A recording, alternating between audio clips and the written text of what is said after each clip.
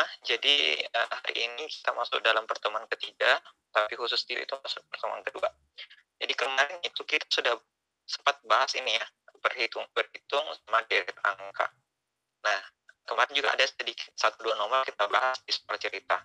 Nah, hari ini coba kita selesaikan jenis materi ini, perbandingan kuantitatif dan soal cerita. Nah, cuman kita mungkin lebih fokusnya ke soal cerita dulu karena lumayan banyak jenis-jenis materinya dalam. Jadi jenis materi ini kita supaya menghemat waktu, kita hanya membahas soal FR ya, soal yang hasil dari pada yang didapatkan oleh teman-teman yang sudah tes sebelumnya. Oke. Nah, jadi sebelum kita masuk dari soal cerita dan perbandingan kuantitatif, ini ada latihan review dari materi sebelumnya. Ini kalau bentuk pecahan ya, bentuk pecahan sama operasi biasa. 72 dikali dengan 3 ditambah dengan 1/5 kali 6 2/3 itu sama dengan berapa? Nah, langkah awal yang kita harus lakukan di sini adalah ya tentu yang dinamakan adalah perkalian dulu ya. Berarti kali dulu kita dapat ini 72 kali 3 hasilnya caranya ini 3 kali 2 dapat 6, 3 kali 7 dapat 21, jadi 216. Terus ditambah. Nah, ditambah ini berapa? Ini kita serahkan dulu 1/5 dikali dengan, ini kan bentuk bilangan campuran. Kalau bentuk bilangan campuran, caranya gini, bentuk jadikan pecahan biasa. 3 kali 6 itu 18 tambah 2 gitu. Jadi 3 kali 6 18 tambah 2 dapatnya adalah 20 ya. Oke, berarti dapat di sini 20/3 gitu. Oke. Yang berikutnya ini 216 ditambah supaya kita bisa langsung sederhanakan ini dapat ini 20/5.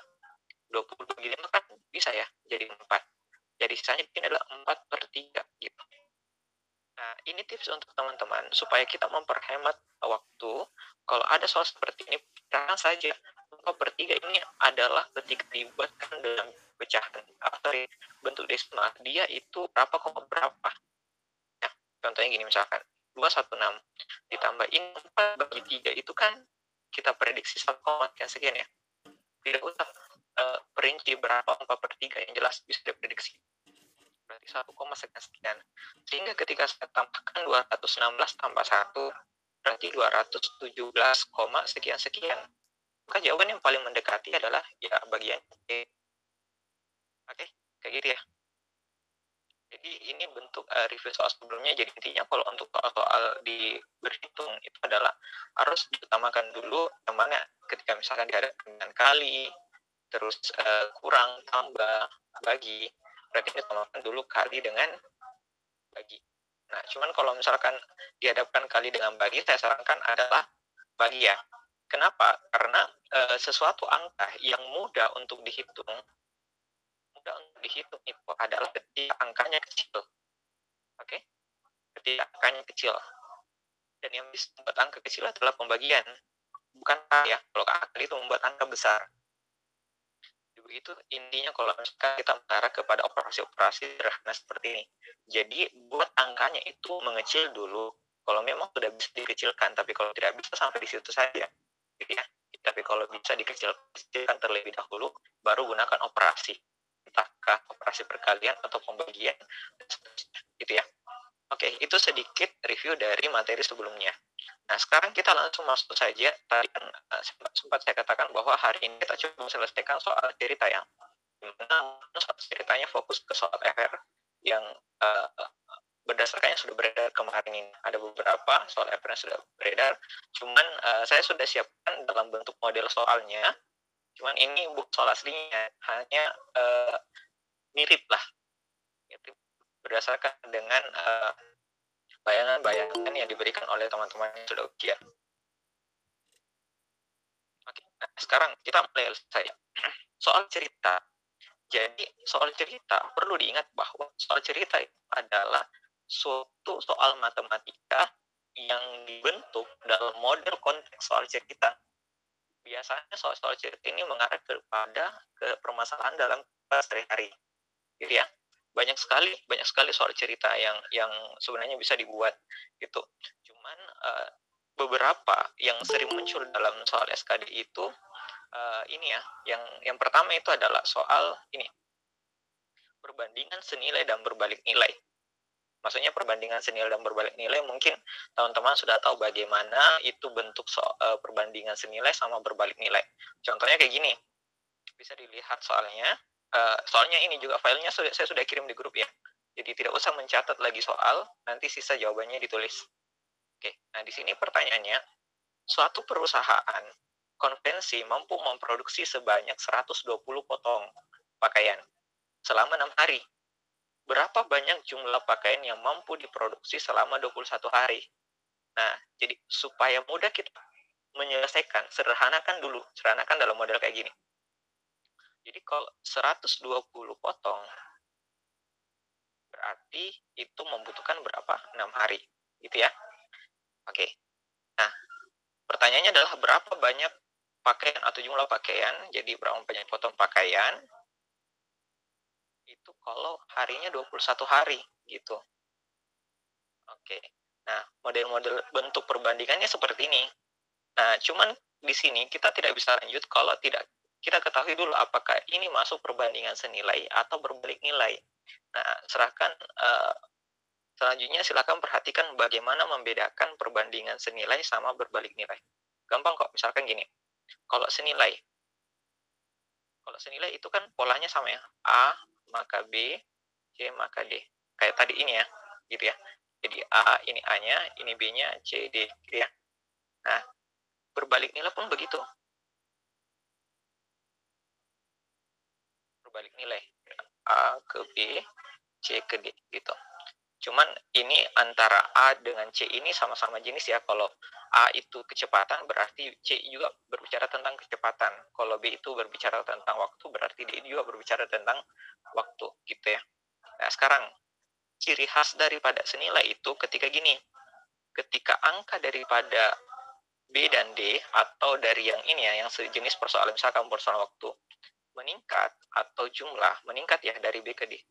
Contohnya misalkan kayak 2 jam ke 3 jam, berarti itu kategorinya meningkat gitu.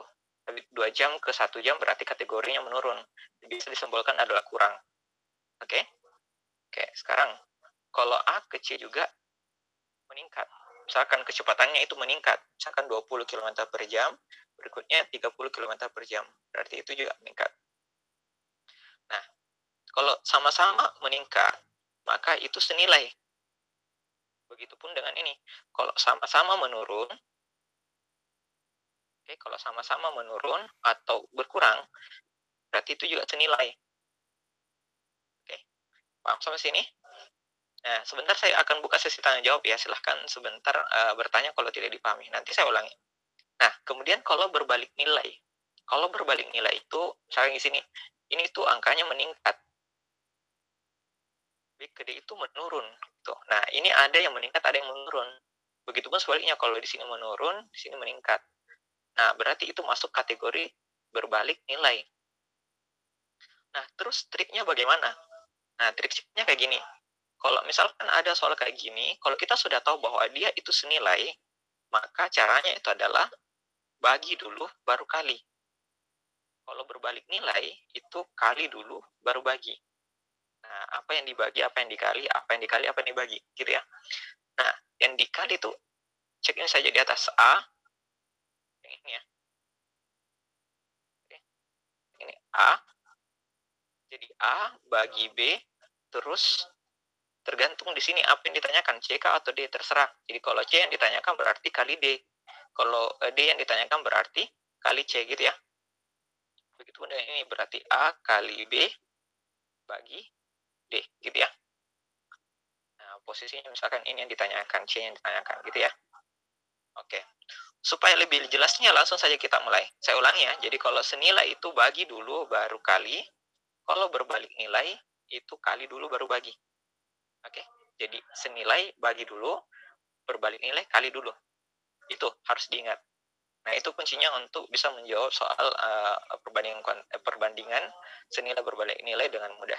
Nah, sekarang kita langsung masuk di sini. Tadi kan kita sudah ilustrasikan bahwa kalau 120 potong itu 6 hari bisa dikerjakan.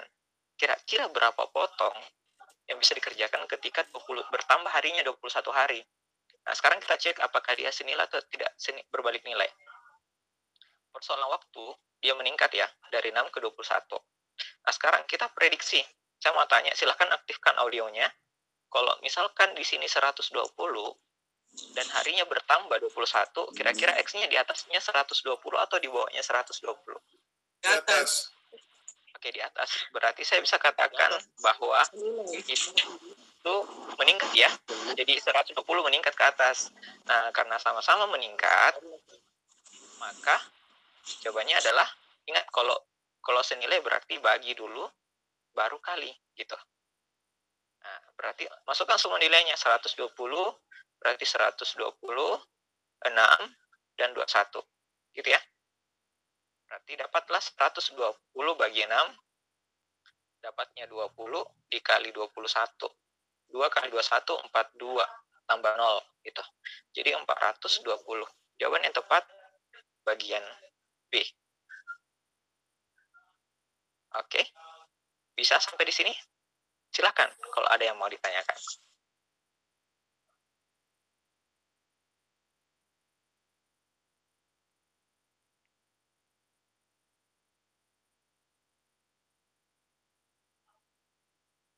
Nah, kalau ada yang mau ditanyakan atau mau dijelaskan ulang, boleh.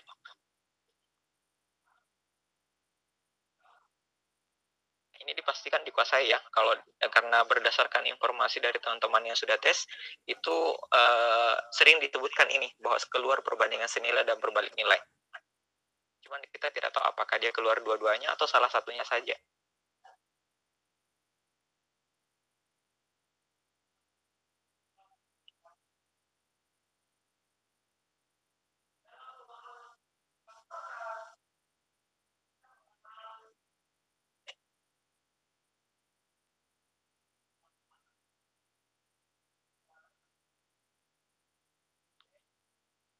Oke, bisa ya sampai di sini.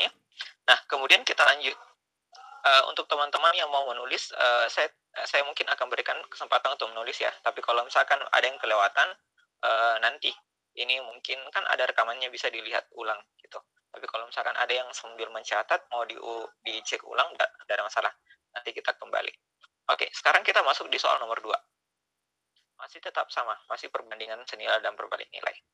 Nah, ini konteks soalnya adalah suatu tim terdiri atas 16 orang dapat menyelesaikan sebuah pekerjaan dalam 9 hari.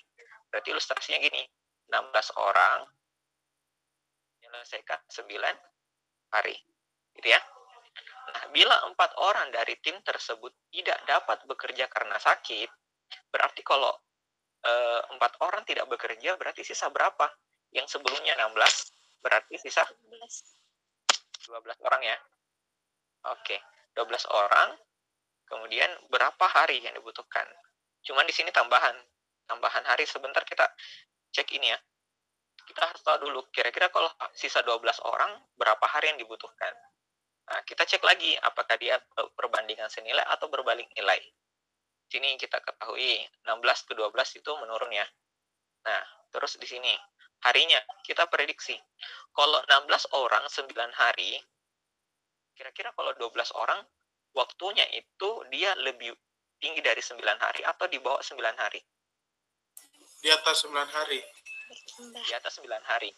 Karena logikanya kan, kalau misalkan semakin banyak orang, waktu yang kita butuhkan untuk mengerjakan itu semakin sedikit ya. Begitupun sebaliknya, kalau sedikit orang atau sedikit pekerjaan yang dibutuhkan, maka waktu yang dibutuhkan semakin lama. Berarti ini akan meningkat dari 9 hari. Nah, karena ini berbeda, ada yang menurun, ada yang meningkat, berarti kita bisa katakan bahwa dia berbalik nilai. Kalau berbalik nilai, ya kali dulu, baru bagi. Gitu ya. Nah, langsung kalau sudah seperti, masukkan lagi angkanya. 16, 9, bagi 12. Oke. Kalau mau lebih sederhana, utamakan pembagian ya. Caranya gini, 16 kali 9 per 12, gitu. Supaya kita bisa menggunakan sistem coret-coret. Sistem coretnya kayak gini. Ini kan 9 dengan 12, masing-masing bagi 3. Berarti 9 bagi 3, 3. 12 bagi 3, 4. Ini juga 16 bagi 4. Dapatnya adalah 4 ya. Jadi 4 kali 3, 12. Jadi 12 hari yang dibutuhkan untuk pekerja 12 orang. Nah, tapi yang ditanyakan adalah tambahan. Berarti kalau dari 9 hari, dapat 12 hari, berarti yang ditambahkan berapa? 3 hari. Tentunya 3 hari ya. Gitu. Jadi jawaban yang tepat adalah bagian C. Oke, kayak gitu ya. Silahkan, kalau ada yang mau nulis silahkan. Kak, sorry Kak, kurang menyimak, bisa diulang. Oh iya, yang mana itu? Yang dari kemarin? Yang nomor 2. Oh, saya kira. Oke, saya ulang ya dari nomor 2. Saya ulangi nomor 2. Jadi di sini nomor 2 itu pertanyaannya adalah gini. Ada 16 orang bisa menyelesaikan pekerjaan selama 9 hari. Ilustrasinya ini ya, 16 dengan 9. Jadi 16 orang bisa menyelesaikan 9 hari. Oke? Kemudian lanjut lagi, soalnya sini mengatakan bahwa bila 4 orang dari tim tersebut tidak dapat bekerja karena sakit. Berarti kalau 4 orang tidak bekerja, sisa yang bekerja berapa orang? Yang sebelumnya 16, ya sisa dikurangi kan? Jadi 16 kurang 4, berarti sisa 12 orang. Kalau sisa 12 orang, kira-kira berapa hari yang dia butuhkan untuk bisa menyelesaikan pekerjaan itu? Nah, kita cek dulu itu. Berapa hari? Nah, kita cek dulu apakah dia perbandingan senilai atau berbalik nilai. Nah, cek di sini kan untuk pekerjaannya dari 16 ke 12 itu kan menurun. Kurang ya, menurun. Terus kita prediksi. Ini kan kalau tadi teorinya adalah kalau semakin banyak pekerja, berarti waktu yang dibutuhkan itu semakin sedikit. Tapi ketika misalkan sedikit bekerja, berarti waktu yang dibutuhkan semakin lama. Berarti ada perbandingan terbalik di sini, sehingga saya bisa katakan bahwa kalau persoalan harinya akan meningkat dari 9 hari, karena orangnya atau pekerjanya sisa sedikit gitu. Jadi ini meningkat positif, berarti positif negatif berlawanan, berarti itu berbalik nilai. Kalau berbalik nilai, kali dulu, baru bagi. Tadi kalau senilai, bagi dulu, baru kali. Itu ya bedanya. Jadi kalau kali dulu baru bagi, langsung saya masukkan angkanya. 16, 9, berarti 16 kali 9, bagi yang di bawah 12 gitu. Nah, supaya mudah, gunakan sistem coret dengan cara gini, ganti bagi dengan per. Kan sama ya. Nah, coret saja, berarti ini 9 dengan 12 masing-masing bagi 3, dapat 3, di bawah dapat 4. Ternyata 4-nya bisa lagi habis dengan 16. 16 bagi 4, dapat 4. Jadi 4 kali 3, 12 hari. Nah, ini yang dibutuhkan ketika 12 orang. Tapi pertanyaannya adalah tambahan waktu, tambahan hari. Berarti kalau tambahan hari dari 9 hari menjadi 12, berarti tambahnya adalah 3 hari. Begitu ya. Oke, aman? Aman Kak, aman. Oke.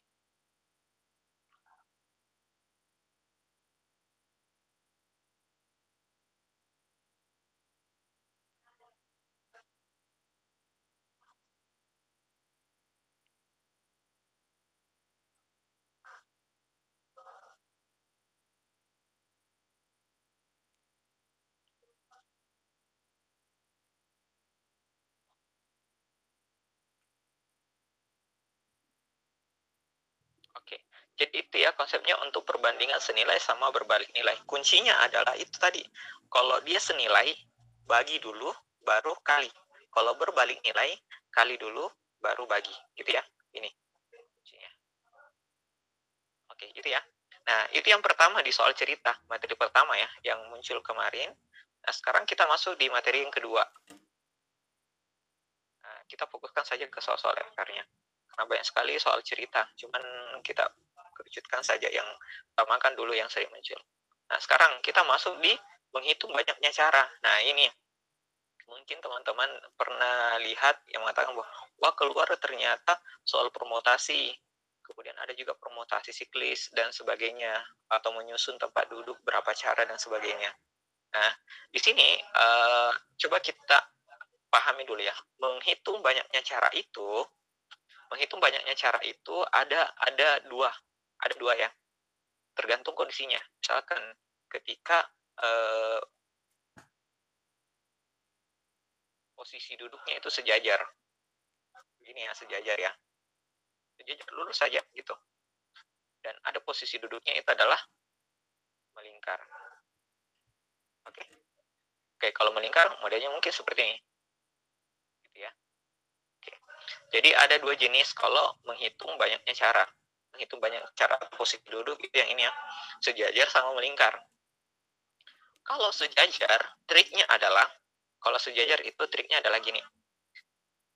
Cek saja ada berapa orang yang mau disusun atau berapa orang yang akan menduduki posisi duduk itu. Kalau 4 orang berarti langsung saja 4 faktorial gitu. Ya. Kalau sejajar berarti dia tergantung berapa banyak orang dalam posisi duduk itu. Kalau 4 orang berarti 4 faktorial. Kalau 3 orang yang mau kita susun berarti 3 faktorial. Nah, pertanyaannya, Kak, apa itu faktorial? Nah, faktorial itu adalah hasil perkalian dari angka yang itu sampai kali 1. Contohnya misalkan 4 faktorial itu sama yang berapa?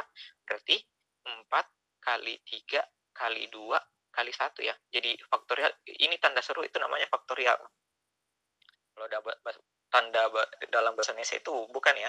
Jadi dalam arti matematikanya adalah ini tanda serunya adalah faktorial yang menandakan bahwa hasil perkalian dari angka itu sampai kali 1 gitu. Contoh lagi misalkan kalau 3 faktorial berarti 3 kali 2 kali 1. Gitu ya. Nah, sekarang minta tolong sebentar teman-teman sebelum kita bahas soal silakan bertanya ya. Nah, itu kalau sejajar. Jadi intinya adalah berapapun orang yang kita akan susun dalam meja atau kursi sejajar, langsung saja berapa orang di dalam. Berarti segitu faktorialnya. Kalau 5 orang berarti 5 faktorial. Gitu ya. Nah, kemudian kita lanjut lagi. Bagaimana kalau melingkar? Nah, kalau melingkar itu gampang juga. Sisa cukup gini. Kalau sejajar tadi berapa orang itu ya. Nah, di sini kita cek saja. Kalau melingkar, misalkan si A, si B, si C, si D. Ada 4 orang yang akan disusun posisi duduknya dalam meja bundar. Caranya itu adalah kurangi saja 1 dari total banyaknya orang yang mau disusun. Misalkan, ini kan 4 orang. 4 orang ya.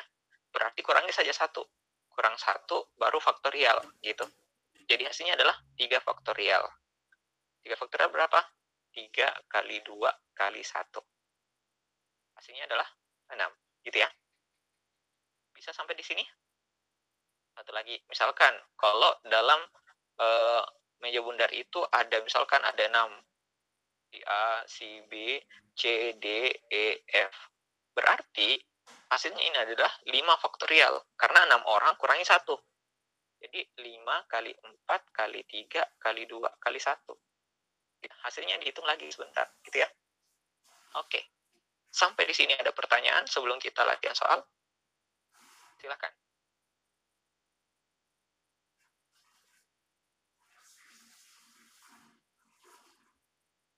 Klik-klik. Aman? Aman ya?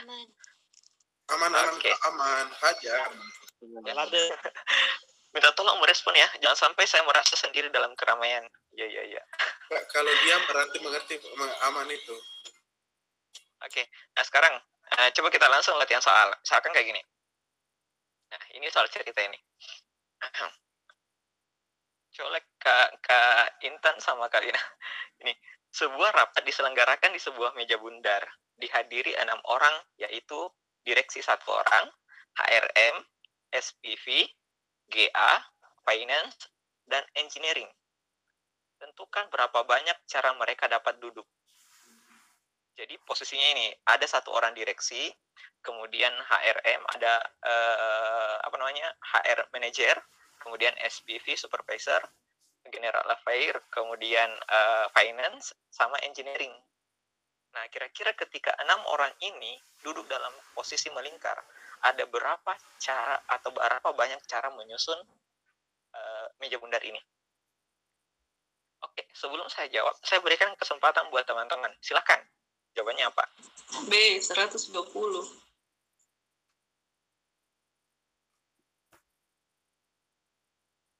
Bravo. Oke, bravo. B. Oke. Nah, mudah ya. Jadi kalau misalkan dia meja bundar, tidak usah digambar lagi. Kalau kita tahu meja bundar, berarti 6 orang ini kurangi saja 1. Berarti 6 kurang 1, 5. Berarti jawabannya 5 faktorial. Kalikan 5 kali 4 kali 3 kali 2 kali 1. Nah, diperoleh. Caranya gini, kalau mudah tidak usah langsung dikalikan berurutan. Cari yang mudah untuk kita hitung dan itu hasilnya 0 terakhir. Contoh kayak gini. 5 kali 4 itu 20 ya. Terus 3 kali 2, 6. 1 kan tidak ada artinya. Nah, 20 kali 6, ya langsung saja 120 cara. Oke, jadi jawaban yang tepat adalah bagian B.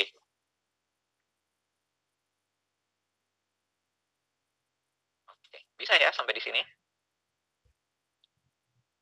Aman. Aman.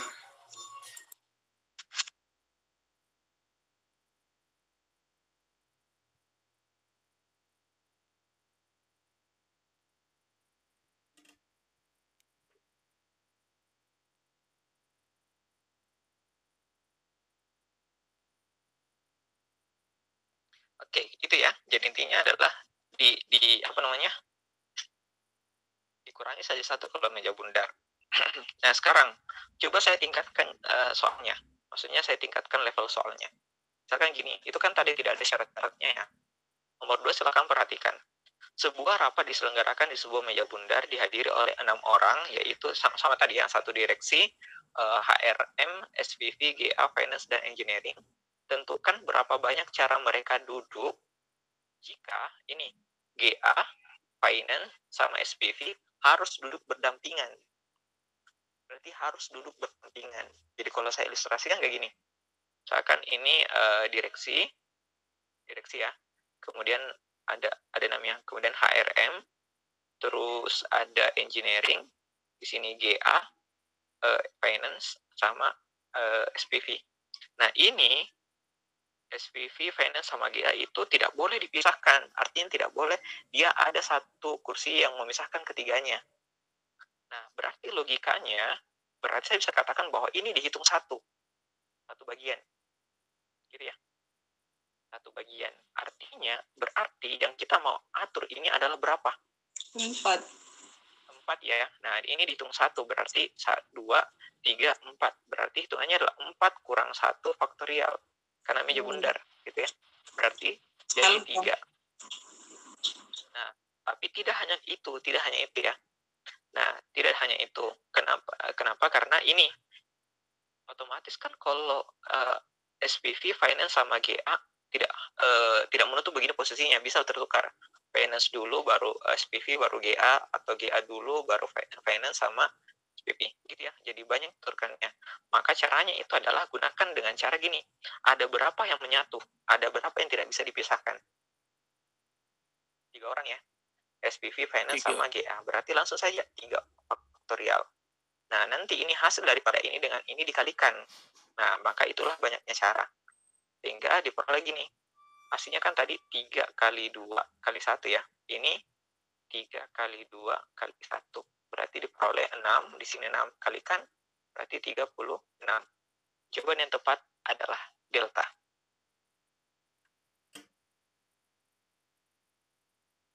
Oke, aman sampai di sini? Jadi yang ketiga menyatu itu tidak dikurangi lagi, Kak.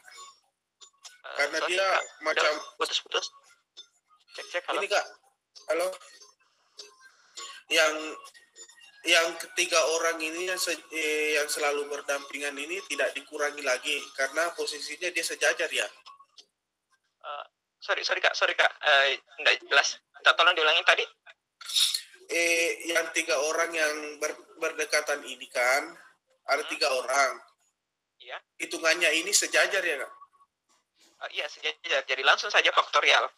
Oh, jadi berapa orang yang bersama dipisahkan, tapi yang tidak bisa dipisahkan kan masih bisa ditukar-tukar kan untuk wilayah ketiga orang itu. Nah, untuk bisa mengatur langsung saja 3 faktorial. Nah, cuman kalau soalnya nanti adalah 2 orang yang tidak bisa dipisahkan berarti 2 faktorial. Begitu seterusnya. Kalau 4 orang tidak bisa dipisahkan berarti 4 faktorial. Oke, boleh? Bisa. Oke, yang lain silakan. Aman Kak, aman.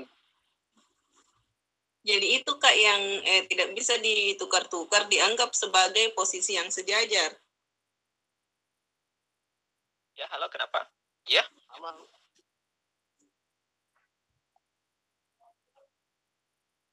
minta tolong Kak Santi diulangi. Tidak kedengaran Kak. Yang 3 yang tadi yang tidak bisa ditukar-tukar dianggap sebagai posisi yang sejajar, sehingga tidak dikurang 1 ya. Ya, betul. Nah, karena kan dia posisinya adalah sesuatu yang tidak bisa dipisahkan gitu. Kalau dia masuk lagi kategori meja bundar, berarti ada 2 meja bundar yang terjadi gitu kan. Jadi dia masuk kategori yang sejajar. Jadi langsung saja 3 faktorial. Oke, aman ya sampai di sini? Silahkan kalau ada lagi. Lanjut.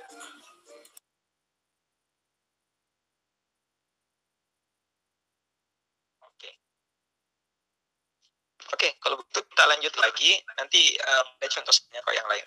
Supaya kita masuk lagi jenis soal yang kayak gini. Sekarang kita masuk di jenis soal yang nomor 3. Masih ini ya, menyusun.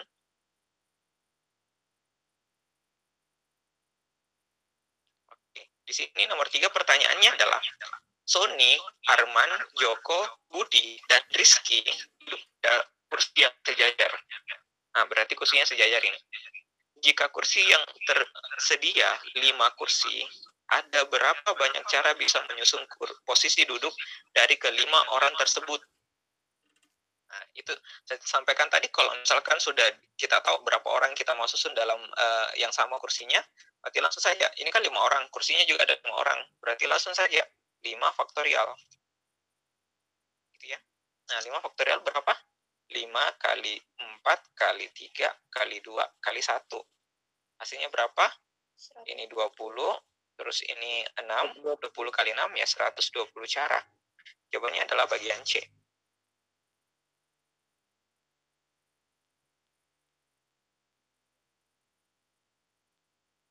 Oke, gitu ya. Jadi kalau sejajar langsung saja, kalau melingkar ya dikurangi dengan 1.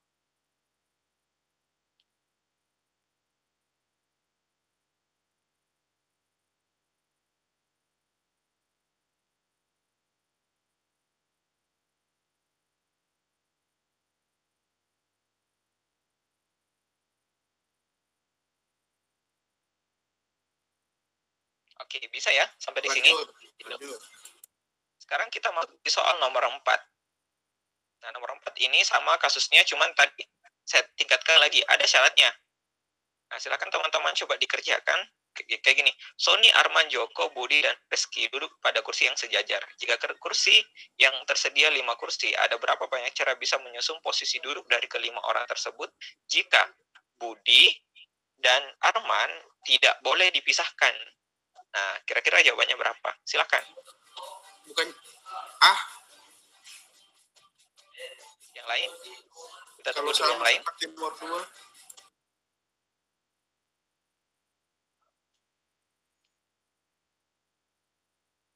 Oke, cara kerjanya sama seperti nomor 2.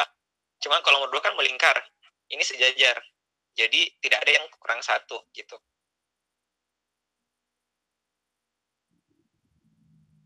Oke, bisa kok ditulis di kolom komentar jawabannya.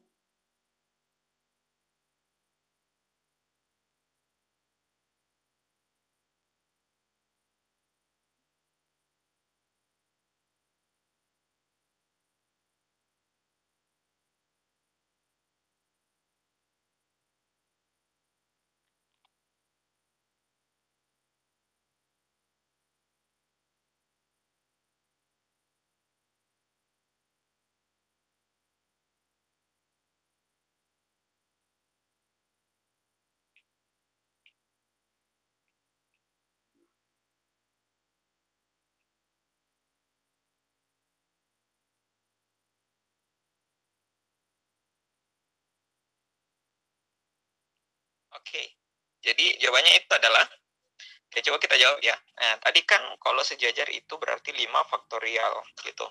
5 faktorial. Cuman karena ada karena ada 2 orang yang tidak bisa dipisahkan, langsung saja. Berarti 2 faktorial. Jadi 5 faktorial tadi dikalikan dengan 2 faktorial. Hasilnya berapa? Di sini diperoleh 5 kali, sorry, bukan ya. Sorry. Kan ada 5. Sony, Arman, Joko, saya dekatkan Budi sama Arman. Ini saya. Sony, Joko, terus Reski. Arman sama Budi gitu. Nah, Arman sama Budi dihitung 1. Berarti kalau Arman dengan Budi dihitung 1, berarti di sini cuma 4 orang ya. Berarti 4 faktorial. Terus ada yang berbeda di dalamnya. Ada yang sama, yang tidak bisa dipisahkan. Ada 2 orang, berarti langsung kalikan 2 faktorial gitu. Sehingga diperolehlah 4 faktorial, itu berarti 4 kali 3 kali 2 kali 1. Terus dikali lagi 2 kali 1. Ini hasilnya adalah dapatnya 24 ya. Terus ini adalah 2. Berarti 24 kali 2, 48. Jadi jawaban yang tepat adalah bagian A. Oke, jadi seperti itu. Dan bisa ya sampai di sini.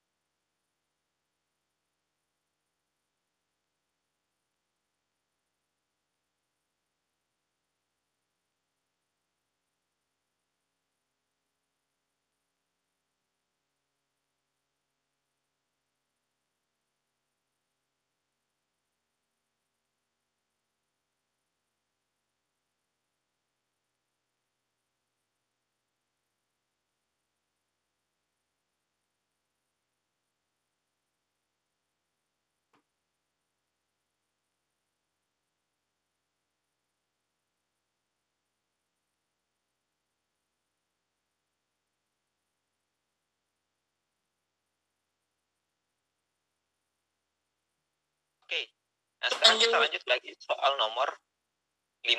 Nah, ini nomor 5 saya sedikit kasih masuk satu bagian ya. Takutnya ini memang belum ada, cuman takutnya ada muncul. Gini, misalkan gini, kan tadi kalau misalkan posisi duduk yang sejajar itu, nomor 3 ya, Sony, Arman, Joko, Budi, dan Rizky sejajar dengan 5 kursi. Nah, ini kebetulan karena 5 orang dan 5 kursi bisa langsung 5 faktorial. Nah, pertanyaannya, Kak, bagaimana kalau misalkan orangnya ada 5, tapi kursinya cuma ada 3? Ada berapa cara bisa menyusun? Ya. Jadi kalau misalkan objeknya itu kursinya cuma ada 3, sementara orangnya ada 5, A, B, C, D, E. Nah, kira-kira bagaimana cara kerjanya? Nah, cara kerjanya gini, cek saja dulu. Yang pertama adalah berapa orang? Berarti ada 5, berarti 5 faktorial. Kemudian dibagi dengan selisih dari banyak orang dengan banyak kursi. Selisihnya berapa? Berapa? Kalau 5 orang dengan 3 kursi. Nah, berarti langsung 2 faktorial. Terus sederhanakan lagi. Jabarkan, berarti 5 kali 4 kali 3 kali 2. Sampai 2 saja faktorial, karena ujung-ujungnya nanti yang di bawah akan habis. Gitu. Jadi 2 faktorial dengan 2 faktorial habis. Berarti sisa 5 kali 4 kali 3. 5 kali 4 dapatnya 20, kali 3. Jadi 20 kali 3, 60. Nah, jadi jawaban yang tepat adalah bagian berapa?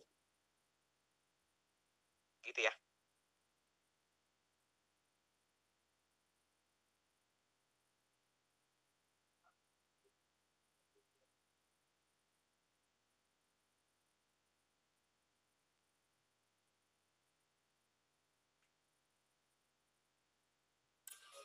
Jadi kita berbicara selisih saja ya Kak, bukan jumlah kursinya. Nah, betul. Berbicara tentang yang di bawah itu hasil pembagian selisihnya gitu. Nah, cuman untuk teman-teman tanpa Anda sadari sebenarnya cara seperti ini disebut dengan permutasi. Nah, cuman saya tidak usah pakai permutasi, kan rumusnya permutasi gini. Permutasi R dari N, terus N faktorial, terus N kurang R faktorial gitu. Cuman banyak yang sering mengeluhkan, oh saya susah menghafal yang seperti ini. Nah, maka konsepnya sebenarnya ada permutasi itu adalah yang ini tadi, gitu. Hanya menggunakan selisih. Jadi tidak usah menggunakan rumus. Intinya itu adalah yang di bawah adalah hasil selisih daripada yang banyak sama yang sedikit atau yang dipasangkan gitu. Jadi hasil di bawah itu selisihnya gitu. Ini selisih banyak orang dan banyak kursi.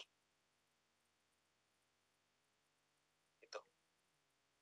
Nah, itu disebut dengan permutasi. Nah, cuman umumnya rata-rata orang mengatakan pakai rumus gitu. Jadi yang ini dikurang ini. Gitu. Karena modelnya kayak gini. N faktorial per N kurang 1. Kurang R.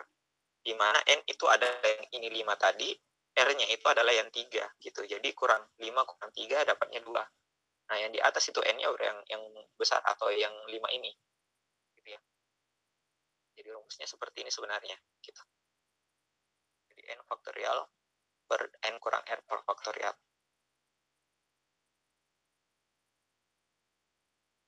Mau tanya dong, Iya, silakan Kak. kalau misalkan soalnya itu diketahui ABCDE akan duduk pada 2 kursi, ada berapa cara bisa menyusun posisi duduk? Apakah untuk 5 faktorial per 3 faktorial itu tidak usah lagi dikali 5 kali 4 kali 3, 21-nya dihapus, langsung dibagi 3 faktorial di bawah? Mengerti koyo?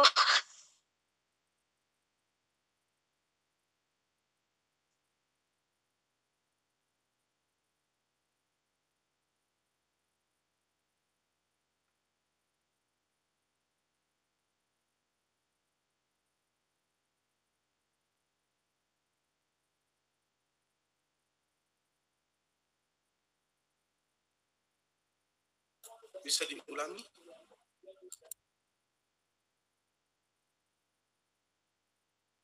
Halo? Ya, coba diulangi dulu apa tadi? Diketahui ABCDE akan duduk pada 2 kursi, ada berapa banyak cara bisa menyusun posisi duduk mereka?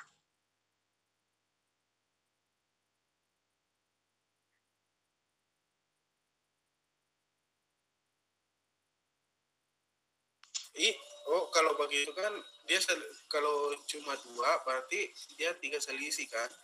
Iya. Berarti dia cuma sampai di 3 faktorial saja. Berarti 5 kali 4 kali 3 saja, terus pembaginya cuma bagi 3. Iya. Berarti 20 hasilnya. Iya, begitu. 20 kemungkinan. Oke, terima kasih. Ya.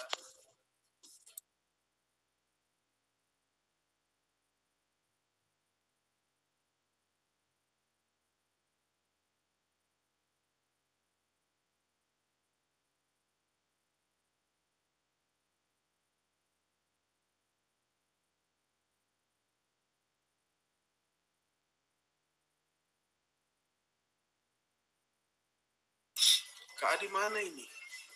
Aduh. Oh, sorry. Astaga. Aduh. Saya tadi panjang cerita, ternyata baru sadar. Keluar ternyata. Oh, saya kira mood. Lanjut Kak, lanjut. Saya heran ini, kenapa tidak ada suaranya? Ternyata. Oke, bagaimana tadi dari Kak Wina tadi? Sudah aman Kak? Aman. Tadi dia katanya Kak, 2 kursi, hanya 2 kursi saja. Oh, cuma 2 kursi saja? Iya. Nah, berarti dia 5 faktorial per 5 kurang 2. Berarti 3 ya? 3. Gitu. Nah, sehingga kalau dijabarkan berarti 5 kali 4 saja. Baru kali 3 faktorial per 3 faktorial. Gitu. Oke. Aman ya? Aman. Oke, mudah-mudahan semua bisa ya. Oke, ini hanya untuk soal prediksi. Takutnya jangan sampai ada model yang kayak gini keluar, nanti bingung mau diapakan gitu. Jadi kalau misalkan ada yang kan tadi itu kalau sama-sama 5 orang sama-sama kursi 5 orang juga berarti langsung 5 faktorial. Tapi kalau misalkan beda, selisihnya saja dibagi dengan selisihnya berapa, gitu ya. Oke. Mudah-mudahan sekarang 5 soal begini, Kak. ya. Mudah-mudahan 5 soal begini biar gampang semua. Amin. Ya, jadi intinya gampang Kak kalau soal kayak gini. Mudah-mudahan jenis soal seperti ini keluar ya. Oke. Nah, sekarang kita lanjut lagi. Ada 2. Tadi kan kita sudah bahas tentang perbandingan senilai sama berbalik nilai. Kemudian yang kedua adalah ini, menghitung banyaknya cara. Nah, itu tadi jenis soal dari soal FR. Nah, sekarang coba kita masuk di kecepatan jarak sama waktu.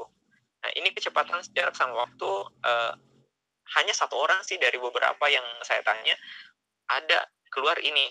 Cuman salah satunya saja. Ada yang berpapasan kah? Atau ada yang berpapasan dengan waktu keberangkatan yang sama. Ada juga yang berpapasan dengan waktu keberangkatan yang berbeda. Dan ada juga kategori menyusul. Jadi untuk jenis-jenis soal yang ini, itu kecepatan jarak waktu, ya mungkin bukan pertanyaannya adalah berapa jaraknya, berapa kecepatannya, berapa waktunya. Cuma diberikan pada studi kasus ketika dalam kehidupan sehari-hari. Contohnya gini, nah, kita langsung bahas ya. Nah, di sini pertama kita masuk ini, waktu berpapasan dengan keberangkatan sama. Maksudnya gini, ketika ada sesuatu, misalkan si P berangkat menuju ke kota B, begitupun sebaliknya si Q berangkat menuju ke kota misalkan kota A lah gitu. Jadi dia berlawanan arah dan dia akan ketemu. Dia akan ketemu, otomatis kalau berpapasan pasti akan ketemu ya. Itu. Nah, jadi pertanyaannya adalah biasanya pada waktu kapan dia akan bertemu, pas ke menit berapa gitu ya, biasanya ditanyakan. Itu kalau waktu berpapasan. Nah, sekarang coba kita langsung saja masuk contoh soalnya. Nah, jadi intinya kalau waktu berpapasan kayak gini ya, rumusnya. Waktu berpapasan itu khusus untuk yang sama berangkat. Kalau sama berangkat itu rumusnya adalah jarak dibagi dengan total kecepatan. Itu saja, ini saja. Jarak dibagi dengan total kecepatan. Nah, caranya gimana? Cara kerjanya gimana? Silakan diperhatikan soal ini. Diketahui Zulkifli berangkat dari kota A ke kota B. Dari kota A ke kota B. Zulkifli. Gitu ya. Kemudian dia berangkat ke sini. Terus ada Wahyu berangkat dari B ke A, berarti akan ketemu nanti B ke A. Dengan kecepatan ini kalau Zulkifli kecepatannya itu 50 ya, 50 km per jam. Kalau Wahyu itu dia 30 km per jam. Nah, jika jarak kota A dan kota B 240, jadi ini ke sini itu 240 km, pada pukul berapa mereka berpapasan jika sama-sama berangkat pada pukul 7.00. Kita simpan ini dulu pukul 7-nya. Kita cek dulu pada waktu keberapa mereka berpapasan. Nah, rumusnya cara yang tadi gitu. Jaraknya berapa? 240. Terus total kecepatannya berapa? Ya cukup jumlahkan saja kecepatannya Zulkifli dengan Wahyu. Nah, Zulkifli itu di 50, Wahyu 30. Berarti 50 tambah 30. Diperolehlah 240 dibagi dengan 50 tambah 30, 80 ya. Oke, coret saja nolnya. 24 bagi 8 ya 3. Nah, ini satuannya adalah jam. Karena kilometer per jam ya. Karena kita berbicara persoalan waktu. Nah, kalau nanti di soalnya adalah meter per menit, berarti nanti hasil waktunya adalah menit. Tergantung dari kecepatannya gitu. Oke, jadi jangan sampai tertukar. Nah, jadi dari sini 3 jam, ini langsung saja. Pukul 7, 3 jam kemudian pukul berapa? 10. Oke, jadi jawabannya adalah pukul 10 gitu ya. Jadi dari pukul 7.00 tambah 3 jam. Berarti 10.00. Jadi kayak gitu. Itu kalau berpapasan dengan waktu yang sama.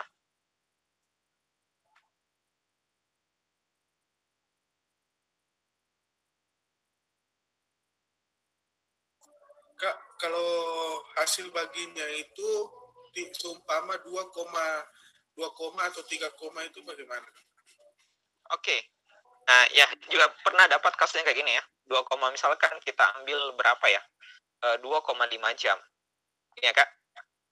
Nah, kita hitungannya berapa jam, berapa menit lewat gitu. Nah, caranya gini. Tuh teman-teman, caranya gini. Kalau 2,5 itu sama saya dengan berapa sih? Dalam bentuk pecahan? 2,5. 25/10 ya. Terus dikali jam itu, kalau 1 jam berapa menit? 60. Oke, betul, sorry. Langsung saja gini, misalkan 2,5 jam itu kan sama saja dengan 2 jam ditambah dengan 0,5 jam ya. Gitu ya. Nah, kalau ini 2 jam 0,5 jam itu berapa? 30 menit ya. Jadi langsung saja 2 jam 30 menit. Jadi kalau misalkan nanti dia berangkat pada pukul 7.00, berarti dia akan berpapasan pada pukul ketika tambah 2 jam 30 menit. Berarti pada pukul 9.30 ya. Oke, jadi kayak gitu. Jadi 9.30. Nah, kemudian biasa juga ada menemukan dalam bentuk pecahan. Misalkan dapat dia gini. Dapat hasilnya waktunya itu 2/3 jam. Nah, ini 2/3 jam berapa menit? Gitu. Caranya langsung saja. Ganti jamnya dengan 60. Ganti jamnya dengan 60. Karena jam ke menit itu adalah 60 ya. Jadi ganti saja ke 60. Berarti 2/3 jam itu sama saja dengan 2/3 kali 60. Sudah itu coret. 60 bagi 3. 20. 20 kali 2. 40. Berarti 2/3 jam sama saja dengan 40 menit. Jadi kalau misalkan dia berangkat pada pukul 7.15, dia akan berpapasan pada pukul 7.55 ya. Nah, jadi kayak gitu. Oke, ya.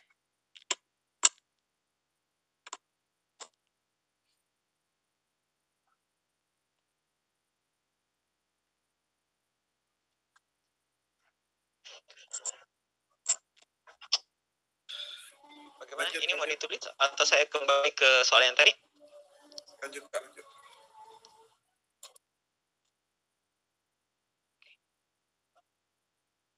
Bilangnya teman-teman, kalau misalkan kita terlalu cepat menjelaskan atau cepat pindah, tidak sempat mencatat, silahkan disampaikan. Oke.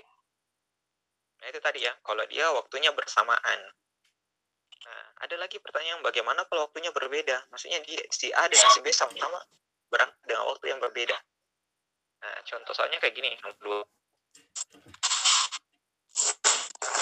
diketahui di sini Safri berangkat dari kota A, dan di siapa lagi, Rahmat berangkat dari kota B. Sama berangkat ya. Jaraknya itu adalah 165 km. Kecepatannya Safri itu adalah 30 km per jam. Dan si Rahmat itu adalah 45 km per jam. Nah, waktu berangkatnya itu si Safri 7.15 dan si Rahmat itu adalah 7.45. Oke. Nah, untuk pada si waktu berpapasan, waktu ketika berbeda, ini jadi waktu berpapasan terusnya sama kok, tapi ada yang ditambahkan sedikit. Jarak ini kecepatan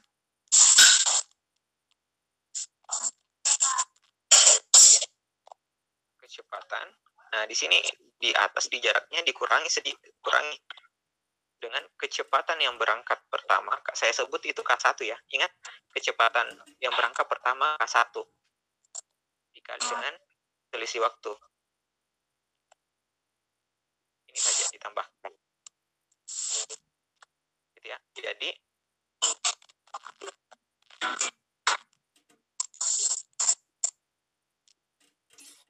Rahmat bisa di-unmute dulu. Ya.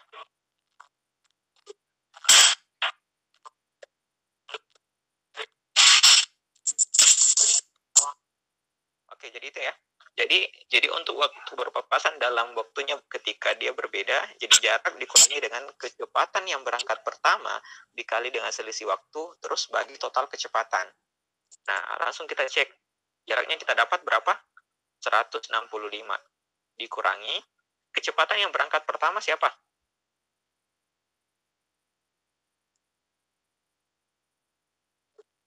Safri. Oke, Safri kecepatannya berapa? 30 km Oke, per jam. 30 dikali dengan selisih waktu keberangkatan. Kalau Safri 7.15, kalau Rahmat itu adalah 7.45. Selisih waktunya berapa? 30 menit. Oke, 30 untuk selisih menit. waktunya itu adalah 30 menit. Nah, ini hati-hati di sini. Jangan sampai langsung dimasukkan 30 menit ya. Nah, cek satuannya di soal membicarakan per jam. Jadikan ini 30 menit dalam bentuk satuan jam. 30 menit sama saja dengan 0,5. atau 1/2 jam ya. Nah, usahakan, saran juga nanti kalau ada bentuk gini usahakan dalam model-model pecahan supaya kita mudah menghitung. Gitu ya. Jadi 1/2 jam. Nah, ini 1/2 jam. Nah, gitu ya. Terus dibagi dengan total kecepatan berapa? Berarti 30 tambah 45. Itu saya tambah 45. Selesai, sisa diseranakan. Berarti 165, ini kan habis 30 bagi 2, 15 ya. Berarti 15 per ini dapat 75. Terus 165 kurang 15 dapatnya 150 per 75.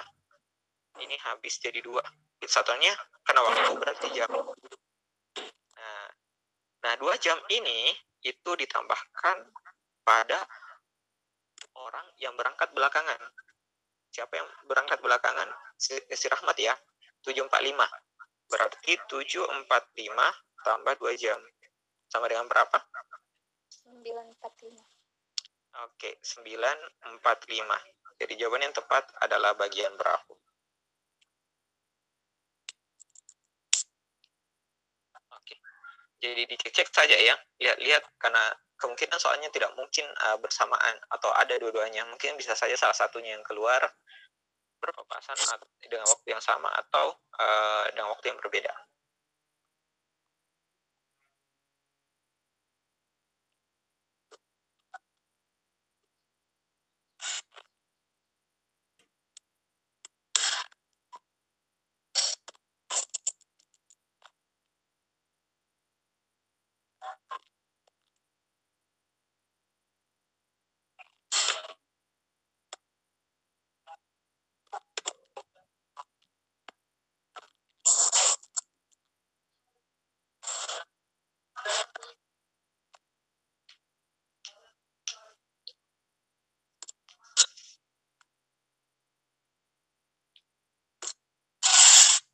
Oke, baik. Kita lanjut. Sekarang kita masuk di soal berikutnya. Masih tetap kecepatan waktu dan jarak. Nah, di sini masuk waktu menyusul. Nah, bedanya tadi kalau berpapasan dia itu akan saling ketemu ya. Tapi kalau menyusul itu dia sama-sama gitu. Yang jelas kapan dia akan menyusul, kapan pas ketemu sejajar dia menyusul gitu. Itu yang dicari. Pukul berapa gitu. Nah, kalau waktu menyusul itu rumusnya mudah. Ini menyusul itu adalah cuman, jadi kalau menyusul itu kita tidak pentingkan, tidak usah dipentingkan atau dilihat jaraknya. Tidak penting, karena kalau menyusul itu hanya fokus pada kecepatan sama waktu. Ya, jadi kita yang gini, waktu menyusul sama dengan kecepatan yang berangkat pertama dikali dengan selisih waktu dibagi dengan selisih kecepatan. Kecepatan. Nah, kalau tadi kan berpapasan dijumlahkan, kalau ini menyusul dikurangi. Nah, di atasnya itu, ini ingat K1 itu adalah kecepatan yang berangkat pertama.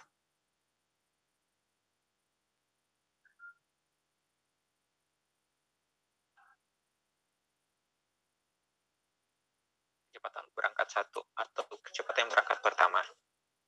Nah, sekarang coba cek. Kecepatan di sini kan jarak kota Surabaya Yogyakarta adalah 360 km. Nah, Robi berangkat pada pukul 8.00 dengan kecepatan 40 km per jam. Sedangkan Irfan berangkat pada pukul 9.00 dengan kecepatan 50 km per jam. Pada pukul berapa Irfan akan menyusul Robi? Nah, kita cek kecepatan yang berangkat pertama siapa? Di sini Robi ya, 40 km. Berarti tulis 40 dikali dengan selisih waktu. Selisih waktu si Robi dengan si Irfan itu 90 ya. Jam 8 kalau si Robi, kalau Irfan itu jam 9. Berarti selisih waktunya itu adalah 1 jam ya. Oke, 1 jam. Klik lagi selisih waktu 1. Terus selisih kecepatan. Selisih kecepatan itu berarti kalau Robi 40, si Irfan 50, berarti selisihnya adalah 10 ya. Selisih itu adalah tidak ada yang minus. Jadi jangan langsung selisih 40 kurang 50 minus 10, tidak ya. Jadi selisih itu selalu bernilai positif. Karena tidak ada selisih yang bernilai negatif. Jadi ya. Nah, 10. Langsung saja berarti 40 kali 1 40, 40 bagi 10 ya langsung 4 gitu. Jadi 4 jam. Jadi 4 jam. Nah, ini 4 jam ditambah dengan yang berangkat belakangan sama dengan yang tadi. Jadi yang berangkat belakangan kan si Irfan jam 9. Berarti tambahkan 4 jam. Berarti dia akan menyusul Robi pada pukul 13. Oke, 13.00. Jadi jawaban yang tepat adalah bagian C ya? Iya, C ya. 4 jam berarti pukul 10, 11, 12, 13. Jadi pukul 13. Bagian C.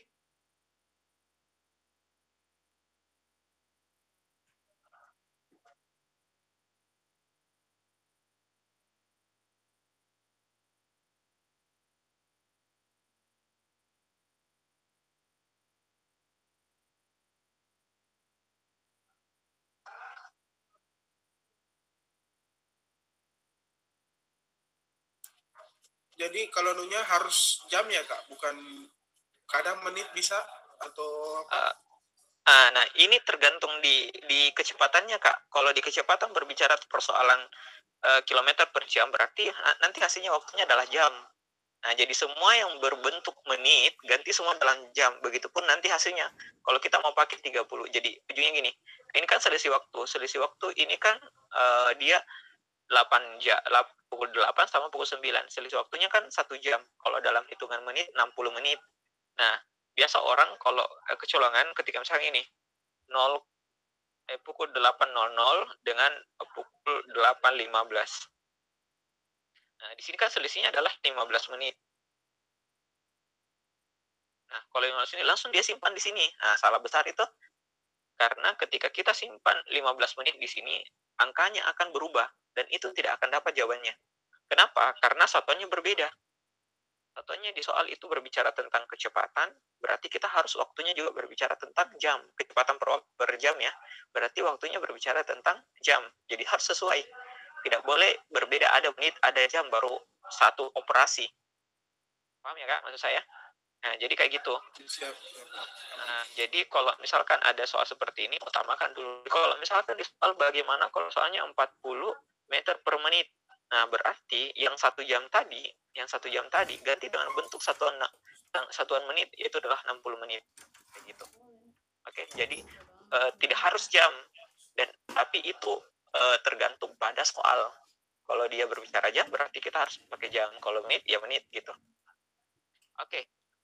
Gitu ya. Nah, sekarang selanjutnya kita masuk lagi. Tadi sudah 3 ya. Nah, tadi ini kecepatan jarak waktu. Sekarang kita masuk lagi di materi berikutnya. Masih soal cerita. Nah, ini katanya juga ada soal debit volume waktu. Nah, debit volume waktu. Jadi sebenarnya debit volume waktu ini sebenarnya sama dengan kecepatan jarak waktu. Mungkin teman-teman masih ingat dengan rumus Jokowi ya. Jarak lagi. Jarak di atas, kecepatan di sini, waktu di sini ya. Nah, jadi jarak itu adalah hasil kali daripada kecepatan dengan waktu. Kalau kecepatan adalah hasil bagi dari jarak per waktu, gitu. Nah, debit itu sama. Jadi debit itu setara dengan kecepatan. Volume itu setara dengan jarak. Jadi kalau misalkan volume itu V, waktu V, debit itu D, misalkan. Jadi rumusnya itu sama. Berarti kalau di sini berarti harusnya volume, di sini debit, di sini waktu, gitu. Jadi ketika ditanyakan adalah debitnya, berarti rumusnya adalah volume per waktu. Gitu ya. Oke. Nah, cuman di sini kita sedikit harus mengingat dulu pola-pola atau mungkin pernah aturan tangga itu yang kilometer, hektometer, dekameter, meter, desimeter, sentimeter, milimeter. Itu mungkin teman-teman masih ingat. Jadi kita ingatkan dulu karena itu berhubungan tentang ini. Nah, karena banyak yang kan contohnya satu konteks soalnya ini adalah 6.000 liter. Nah, masih banyak yang kurang paham terkait kalau 6.000 liter itu sama saja dengan berapa kilo, berapa meter atau berapa meter dan seterusnya, gitu ya. Oke. Nah, sekarang silakan diperhatikan di sini.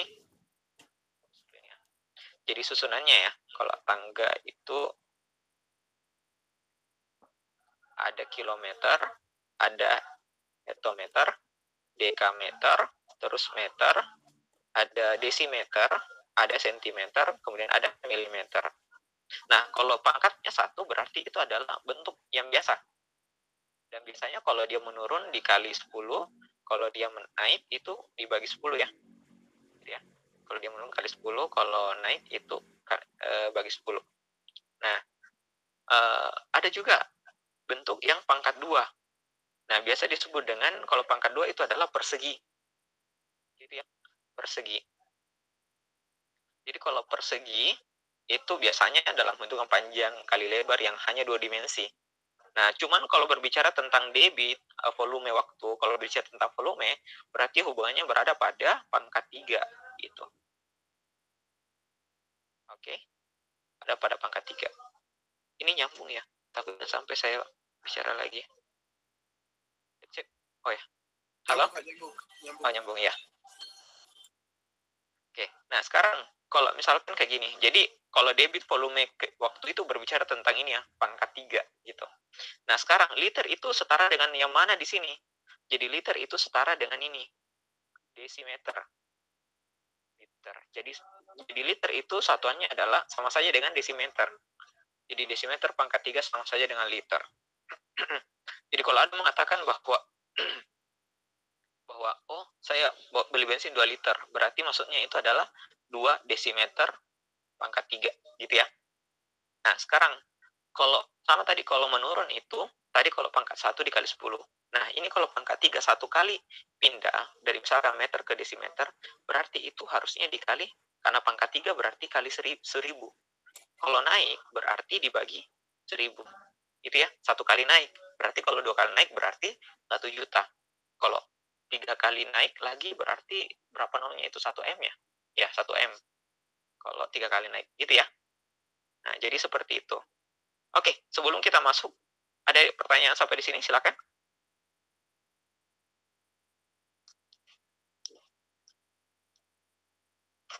Oke, sambil cas dulu.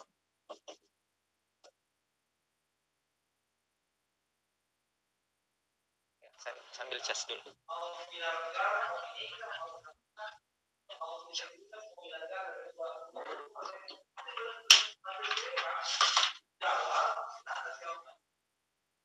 Ya, saya cas dulu karena ubed.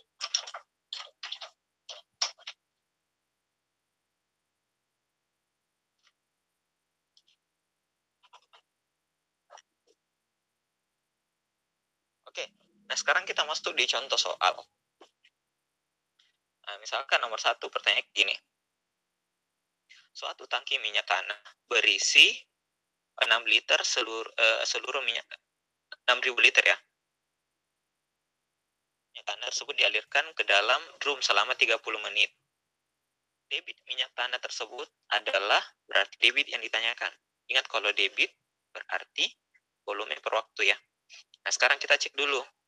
Volumenya berapa? Di soal itu adalah 6.000 liter. Kemudian waktunya itu adalah 30 menit.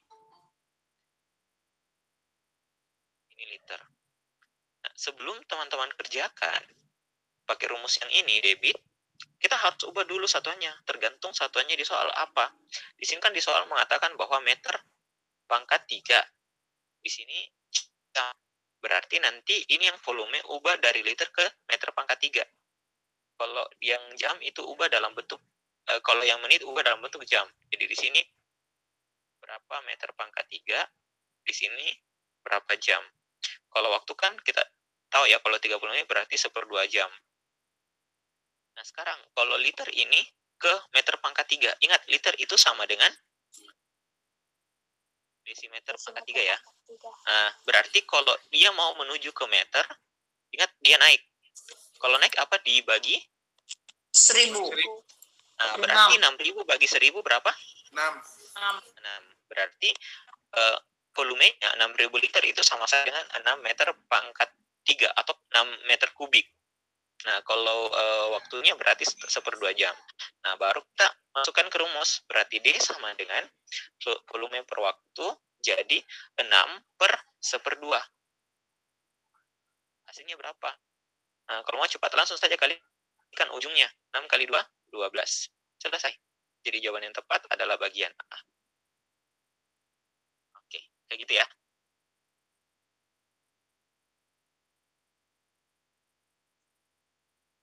Oke. Jadi silakan sambil menulis, dan kalau sudah selesai minta tolong dilanjutkan nomor 2. Kira-kira jawabannya berapa?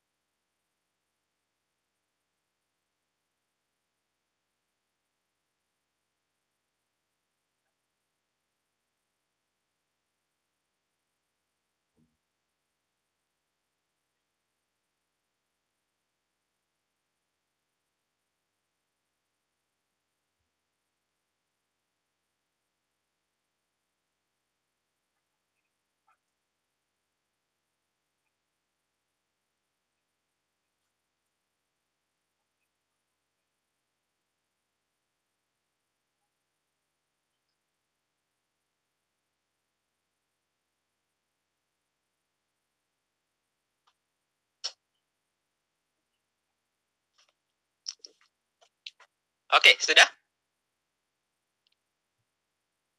Jawabannya berapa? Pelan-pelan saja ya. Jadi kalau misalkan orang mungkin yang baru menemukan soal kayak gini mungkin agak susah sedikit atau hitung-hitungannya. Yang penting terus latihan, karena yang begini itu ya jawabannya delta ya. Karena untuk yang soal-soal TIO itu tidak bisa dikuasai dalam satu kali. Harus kebiasaan.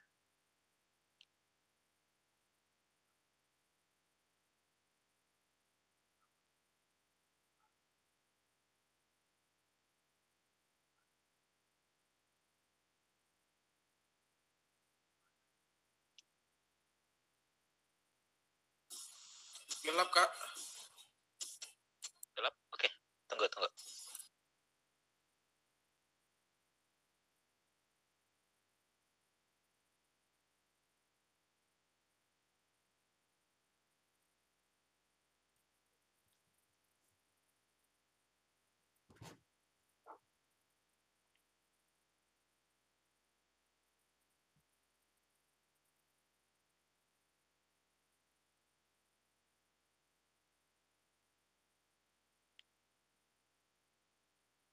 Oke.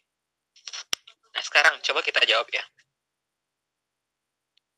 Di sini Maulana membeli bensin 18 liter di Pertamina. Jika waktu yang diperlukan petugas pom bensin untuk mengisi tangki mobil Maulana 1,5 menit, maka besarnya debit yang diisi oleh ke tangki mobil Maulana adalah berapa sentimeter kubik per detik. Nah, jadi di sini itu kan ditanyakan masih tetap ya, debit berarti volume itu kan 18 liter, berarti 18 liter. Kemudian waktunya itu adalah 1,5 menit. Nah, di sini di soal sentimeter kubik, berarti ini akan diubah dalam bentuk satuan sentimeter kubik. Ini satuan dalam bentuk detik. Nah, sekarang saya mau tanya, 18 liter itu sama dengan berapa sentimeter kubik. Ingat, liter sama saja dengan desimeter kubik. Jadi 18.000. berapa? Nah, kalau kita 18.000. ingat aturan di desimeter ke sentimeter itu menurun ya, berarti dikali 1000. Berarti 18.000. dari 18 liter jadi berarti 18.000 ya. Oke. Kemudian 1,5 menit itu berapa detik? Nah, caranya gini, langsung saja. Menit ke detik berapa detik? 1 menit ke detik 60 ya. Berarti 1,5 dikali 60 gitu. Nah, 10 menit. Ini berapa hasilnya? 90 menit ya. Karena kalau 1 menit itu 60, berarti setengahnya 30. Tambahkan saja. Berarti ini sama dengan 90 detik. Oke, sehingga debit itu sama dengan volume per waktu 18.000 per 90.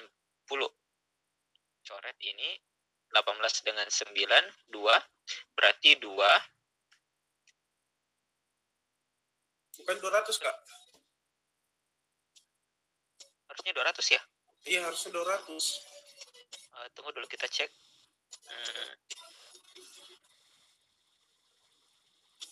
Dia kan habis di sini 1800 bagi 9, 2. Iya, harusnya 200 ya?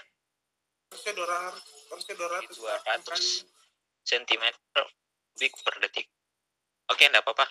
Ini jawaban aslinya. Mungkin di sini tambahkan saja gini. Oke. Ganti di pilihan. Itu ya. Jadi jawabannya adalah 200 cm kubik per detik.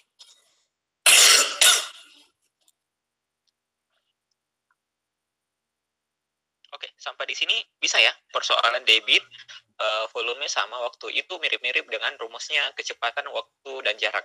Itu mirip-mirip. Karena debit itu adalah kecepatannya. Misalkan kalau kita dengar itu kan, kalau debit itu persoalan yang kecepatannya air, sekian debit dan sekian debit itu berarti kecepatan mengalirnya air. Oke. Baik, kita lanjut lagi. Masuk ke soal berikutnya. Masih ada tidak? Nah, ini ada lagi kategori tenaga.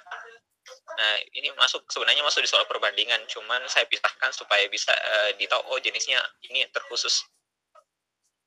Contohnya kayak gini. Suatu kerang air jenis A akan mengisi bak mandi sampai penuh dalam waktu 30 menit. Dan kerang air jenis B mengisi penuh bak mandi yang sama dalam waktu 20 menit. Jika kerang air jenis A dan B dibuka secara bersamaan, berapa lama waktu bak mandi akan penuh? Jadi ilustrasinya adalah kayak kalau misalkan ada kerang air, ini kerang air yang mengalir, terus si B gitu. Tapi volumenya sama, maksudnya ukurannya sama. Kalau A itu dia bisa mengisi dengan penuh dalam waktu 30 menit. Kalau si B dalam waktu 20 menit. Begitu ya. Nah, pertanyaannya bagaimana kalau baknya satu, tapi kerangnya ada 2. Diisi secara bersamaan. Kira-kira dalam berapa menit dia bisa mengisi dengan full. Gitu ya. Nah, cara mudahnya itu adalah cukup gini, kita harus tahu dulu tenaganya setiap kerang itu berapa tenaganya. Caranya mudah kok. Misalnya gini, kalau misalkan dia bisa membuat bak air atau bak mandi itu penuh dalam waktu 30 menit, berarti kekuatannya si A itu, kekuatan daripada si A itu adalah 1/30 bagian. Kalau B itu berarti 1/20 bagian karena 20 menit gitu ya. Langsung saja gitu ya. Kalau kita mau tahu tenaganya. Nah, berarti kalau saya gabungkan saja ini, berarti A tambah B berarti 1/30 ditambah dengan 1/20. Nah, dapatlah. Caranya menggunakan sistem kali silang. 20 kali 1, 20, 30 kali 1, 30, tambahkan. Di bawah itu kalikan. 30 kali 20 dapat 600. 20 tambah 30 berapa? 50/600. Nah, sekarang triknya di sini adalah kalau kita mau mengetahui berapa menit, langsung saja dibalik posisinya. Yang penyebut jadi pembilang, pembilang jadi penyebut. Jadi langsung dibalik. Berarti waktunya sama dengan 600 per 50 gitu. Coret saja. 60 bagi 5, 12. Satunya apa? Menit ya, karena di soal menit. Jadi jawaban yang tepat bagian C. Oke? Oke, sampai di sini ada pertanyaan. Jadi intinya adalah persoalan waktunya itu satuannya tergantung dari soal. Kalau di soal membahas persoalan menit, berarti cek harus diganti dalam menit. Nah, itu juga menentukan di pilihan. Kalau pilihannya satuannya menit, berarti kita semua nanti mengarah ke menit gitu.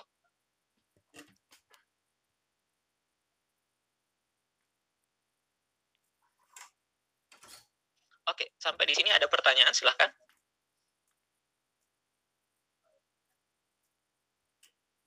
Aman ya? Kalau misal detik keran air, itu jumlah detik. Nah, itu masuk di contoh 2. Nanti akan saya bahas. Oh, Sama kok. ya.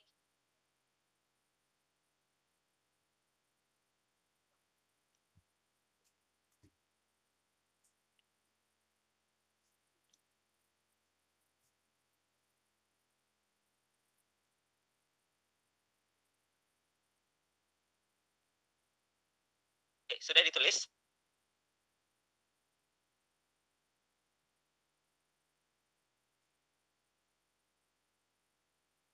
Oke, sudah ya. Coba kita lihat sekarang.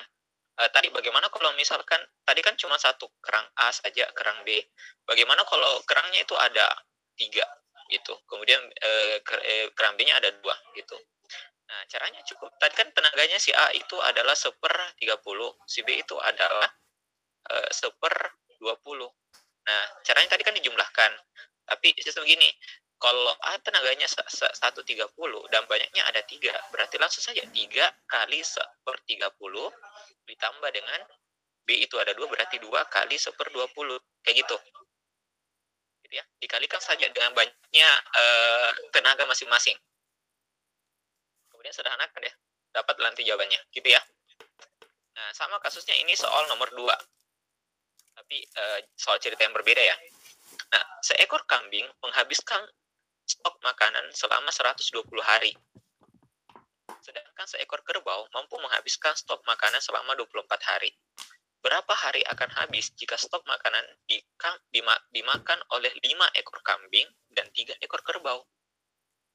Nah, cek saja tenaganya kambing berapa? Berapa? Coba disebutkan. Tenaganya kambing kalau 120 hari bisa menghabiskan, berarti tenaganya adalah 120. Oke, 120. Kalau kerbau tenaganya 1/24. Oke, 1/24. Nah, jika ditanyakan adalah 5 ekor kambing ditambah 3 ekor kerbau, berapa hasilnya? Ya, masukkan saja, berarti 5. Kambing berapa tenaganya? 1/120. Terus kerbau itu adalah 1/24.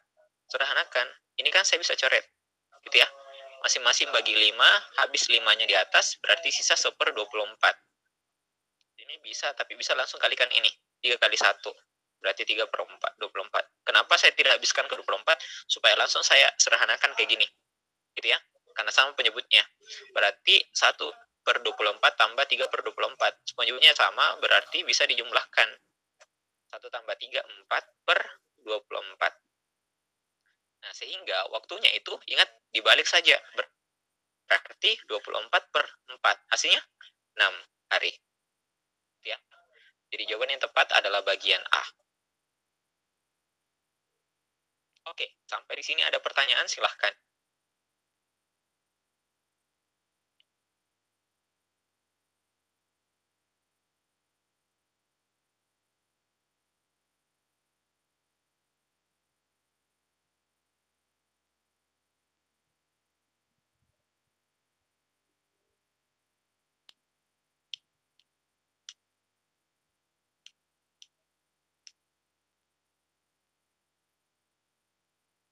Arti ini berlaku juga untuk yang pekerja ya, Kak? Ya, berlaku juga, tergantung konteks soalnya, Kak. Jadi kalau misalkan nanti yang kayak gitu ya, laki-laki perempuan. Betul. Nah, betul, berlaku juga. perhatikan sejak polanya, Kak. Jadi kalau misalkan dia berpola seperti ini, jadi kita cukup mencari dulu berapa tenaganya laki-laki, berapa tenaganya perempuan dengan cara itu tadi. Kalau laki-laki bisa mungkin selesaikan 3 hari, berarti tenaganya sepertiga. Kalau misalkan perempuan bisa selesaikan 2 hari, berarti tenaganya perempuan 1/2. Ya kayak gitu. Kemudian ditanyakan berapa, kalau misalkan segini laki-laki dengan segini perempuan, kalikan saja langsung dengan masing-masing tenaganya. Kayak gitu.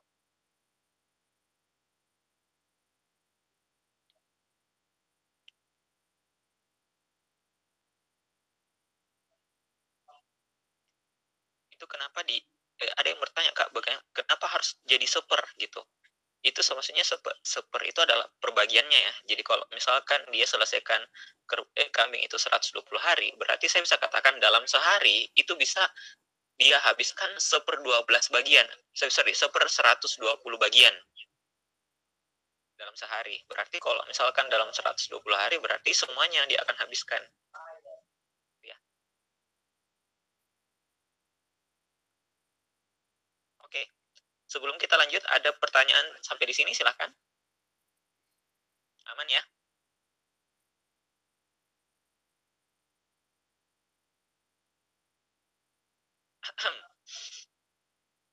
Oke, aman ya kalau gitu. Nah, sekarang coba kita lanjut lagi. Masih ada tidak? Nah, ini ada deret aritmetika sama deret geometri. Katanya ada sih soal, tapi kan ini untuk yang tes kementerian. Ada kementerian. Dia katanya keluar soal deret aritmetika sama geometri. Nah, ini sedikit saya akan ini sedikit ada rumusnya ya. Cuman udahlah kita coba tes-tes, mudah bisa teman-teman ingat. Jadi kalau aritmetika, bedanya deret aritmetika sama geometri. Nih, kalau aritmetika, sini geometri. Kalau aritmetika, itu contoh deretnya gini. 2, 4, 6, 8, apa berikutnya? 10 ya, kita tahu 10. Kenapa bisa 10? Tambah 2. Oke, berarti tambah 2. Nah, tambah 2 ini disebut dengan beda. Jadi ini itu suku pertama atau U1. Ini yang tambah 2 disebut dengan beda, gitu ya. Nah, ini apa hubungannya sebentar? Kenapa? Apa itu? Suku pertama itu beda. Sebentar, ada hubungannya. Nah, kalau geometri 2, 4, 8, 16, berikutnya berapa? 32. Oke, 32. Nah, kenapa bisa dapat 32? Kali 2. Oke, dikali 2. Oke. Jadi sudah lihat apa perbedaannya aritmetika dengan geometri? Kalau aritmetika itu polanya dia dijumlah atau dikurang. Kalau geometri itu polanya dikali atau dibagi. Nah, jadi ini tetap kalau ini disebut dengan suku pertama, tapi ini kan tadi kalau aritmetika disebut dengan B ya, atau beda, sama dengan simbolnya B ya. Nah, kalau yang ini, yang kali disebut dengan rasio, atau R. Gitu. Jadi aritmetika istilahnya adalah ada beda, kalau geometri ada rasio. Beda itu adalah selisih jumlah atau kurang. Penjumlahan sama pengurangan. Kalau geometri itu adalah perkalian atau pembagian. Itu bedanya. Nah, sekarang coba kita rumus pun tidak jauh beda sih. Caranya gini. Nah, kan biasa gini. Contoh kasusnya gini. Kalau misalkan ada diketahui suku suku pertama 2. Ini ya. Nah, dapat juga suku kelima. Misalkan 10. Pernah tidak dapat kasus kayak gini? Baru ditanyakan adalah suku ke-50. Pernah dapat kasus kayak gini? Belum pernah yang menemukan soal-soal kayak gini. Nah, jadi ini fungsinya. Jadi kalau misalkan ditanyakan suku pertama 2, suku kelima 10. Berapakah suku ke-50-nya? Nah, jadi konsepnya gini. Untuk mengetahui suku-suku itu rumus umumnya gini. UN sama dengan A tambah N kurang 1 kali B. Nah, ini rumusnya. Jangan langsung pusingnya, saya mungkin paham teman-teman baru menemukan soal kayak gini. Perlahan saja.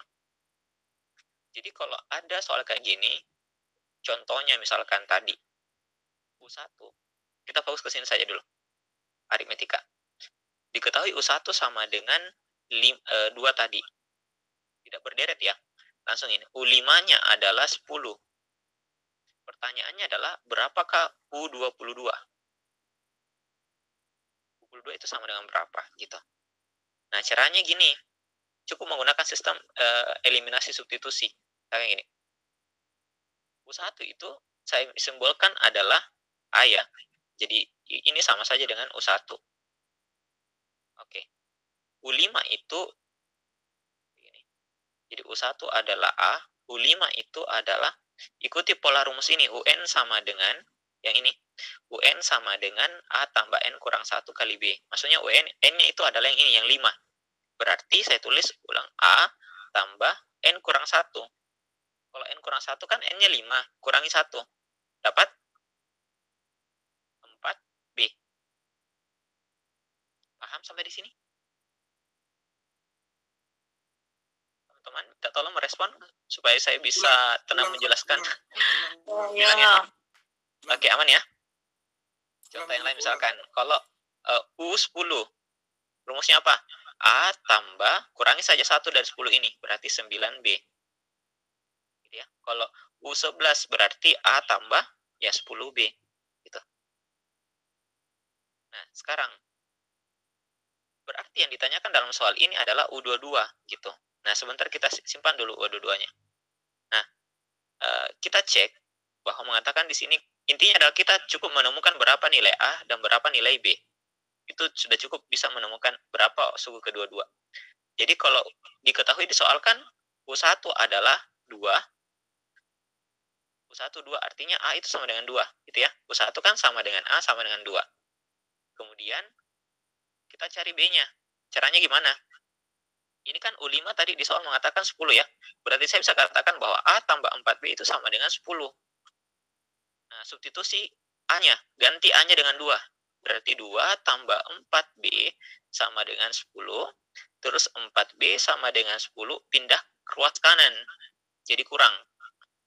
Berarti 4B sama dengan 10 kurang 2, 8. Diperoleh, B-nya sama dengan, bagi saja, 8/4. Dapatnya 2. Oke. Kita sudah dapat nilai A-nya, kita sudah dapat nilai B-nya. Ditanyakan adalah U22. U22 itu dalam rumus apa? Ingat, A tambah kurangi 1 saja. Berarti 21B. Nah, ganti saja nilainya. A tadi kita dapat 2, B-nya juga kita dapat 2. Berarti diperoleh, utamakan perkalian. 21 kali 2 berarti 42, tambah 2 berarti 44. Jadi suku ke-22-nya adalah 44. Oke, kita bahas aritmetika saja dulu ya. Nanti kalau lanjut, kita bahas geometri. Aritmetika saja. Oke, sampai di sini ada pertanyaan, silakan. Sebelum kita masuk contoh soalnya.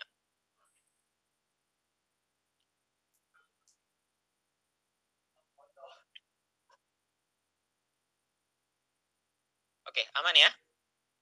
Oke, mudahan aman ya, karena teman-teman dari yang bertanya, berarti kita lanjut saja gitu. Oke. Nah, sekarang untuk konteks soal SKD ini tidak begini bentuk soalnya. Dia disajikan dalam bentuk soal cerita. Nah, contoh soalnya kayak gini.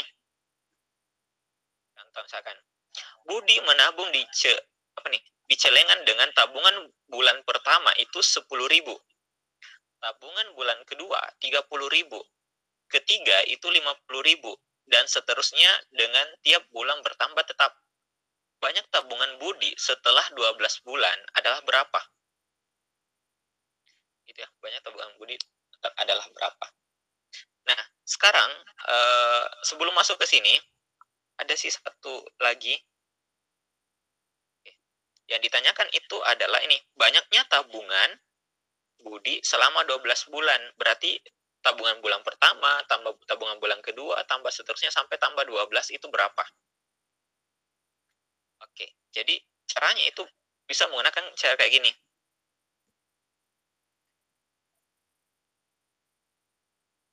Nah, tadi kan kita dapatnya gini.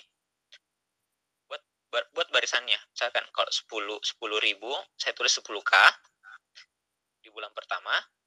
Bulan kedua itu adalah 30K. Bulan ketiga itu adalah 50K. Seterusnya sampai bulan ke-12. Itu berapa? Gitu ya. Ini berapa? Kemudian jumlahkan. Itulah yang ditanyakan.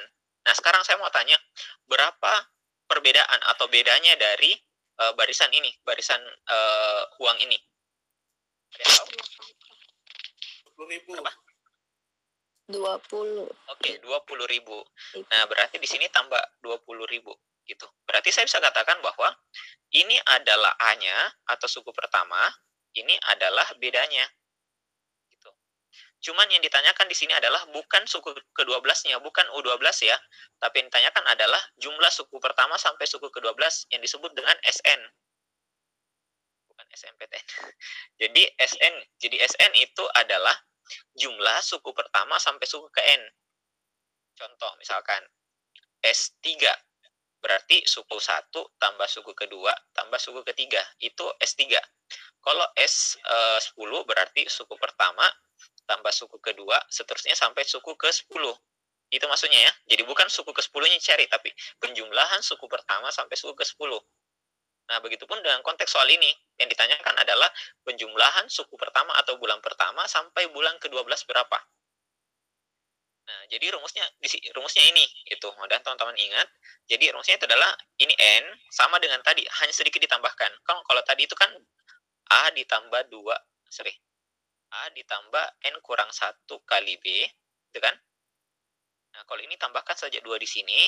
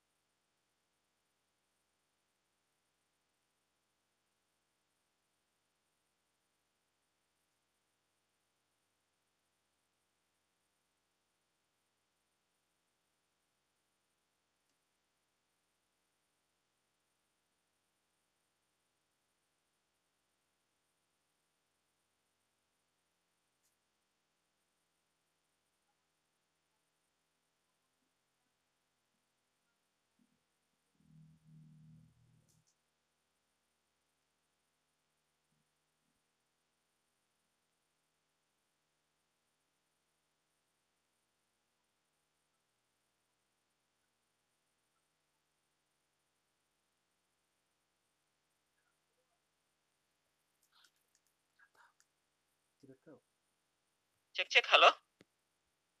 Halo, hilang lagi tadi, Kak. Oke, sorry tadi keluar lagi. Lanjut. Oke. Lanjut. Sampai di mana tadi ini ya? 6 kali 240. Jadi tadi kan dijumlahkan saja substitusi masuk nilainya. Berarti 20 tambah 240 ke 220 berarti jadi 240 kali 6. itu diperoleh dia 144 ya, tambah 0. Nah, ada tambahnya kah? Berarti 1.440.000. Jawabannya bagian delta. Oke, jadi kayak gitu. Oke, untuk teman-teman sampai di sini ada pertanyaan, silahkan.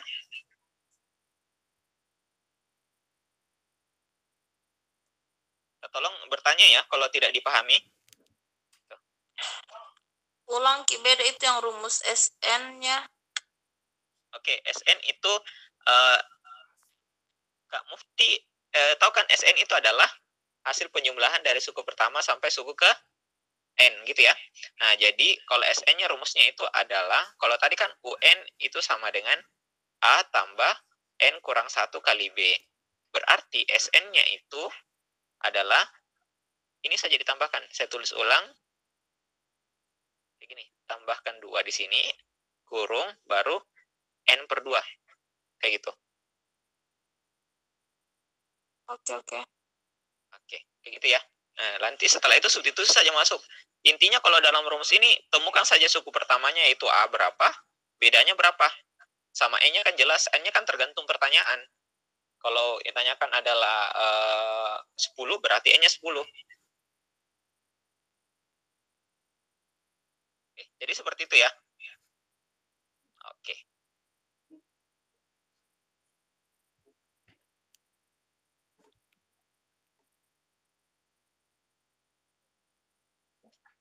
Oke, boleh kita lanjut?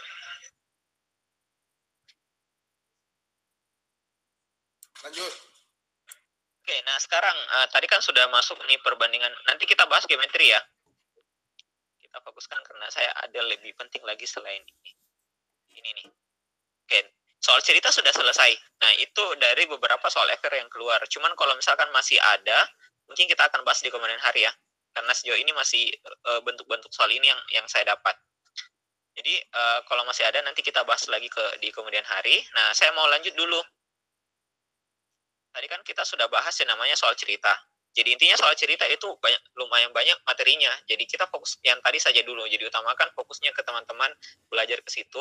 Tapi kalau mau bahas yang lain boleh. Nanti ditanyakan nanti di sesi berikutnya. Nah, sekarang kita masuk di kisi-kisi berikutnya kan ada soal cerita. Nah, ada yang ketiga itu, yang keempat adalah perbandingan kuantitatif. Nah, perbandingan kuantitatif ini adalah jenis soal penggabungan antara berhitung sama soal cerita. Jadi maksudnya penggabungan adalah perbandingan kuantitatif ini biasa ada model berhitung di dalam, ada juga model soal cerita di dalamnya. Nah, cuman konteks soalnya cuma membandingkan. Nah, biasa disajikan dalam bentuk tabel. Mungkin bisa dilihat jenis atau contoh soalnya kayak gini. Nah, jadi kayak gini. Ya. Nah, cukup membandingkan antara bagian, kalau misalkan di sini ada X, ada Y, berarti perbandingannya antara X dengan Y bagaimana? Apakah X kecil Y kah? Atau X besar Y? Atau X sama dengan Y? Atau yang lainnya? Gitu. Tergantung nanti yang kita akan dapat. Nah, sekarang bisa dicek langsung saja. Mudahnya kalau untuk soal kayak gini tuh bisa cukup kita prediksi saja. Kalau memang bisa ya, tapi kalau teman-teman tidak bisa, boleh dikerjakan sampainya dapat nilainya. Nah, sekarang coba kita cek cara kerjanya gini ya. Untuk soal jenis yang berhitung perbandingan kuantitatif. Nah, ini kan X-nya adalah 0,4 ditambah 2/3. Berarti X-nya sama dengan 0,4 tambah, ini 2/3 tidak lain daripada 2, sekian-sekian. Berarti ketika saya jumlahkan 0,4 tambah 2, sekian, berarti tidak jauh dari 2, sekian-sekian juga. Atau tidak mendekati 3 lah. Oke. Nah, sekarang Y-nya. Y-nya itu adalah 1/3. 1/3 tidak lain daripada 0, sekian ya. Tidak sampai 1. Ditambah dengan 10,25. Nah, dari sini kan sudah jelas bahwa ketika 0, sekian-sekian ditambah 10,25, berarti jawabannya tidak jauh dari 10, sekian-sekian. Di sini 2 lewat, di sini 10 lewat. Berarti kesimpulannya adalah kedudukan antara X dengan Y, berarti X kecil Y. Karena nilainya X lebih kecil daripada nilainya Y. Jadi jawaban yang tepat adalah bagian bravo. Nah, begini bentuk soal jenis perbandingan kuantitatif. Jadi cukup membandingkan saja. Gitu ya.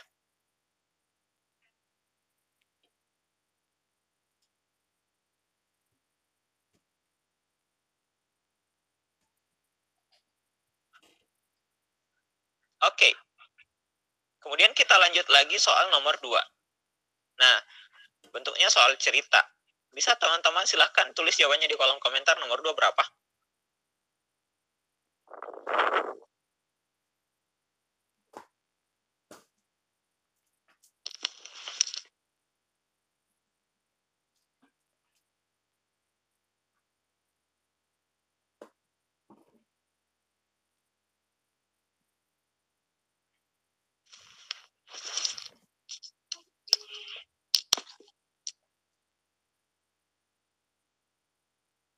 Oke, dapat jawabannya?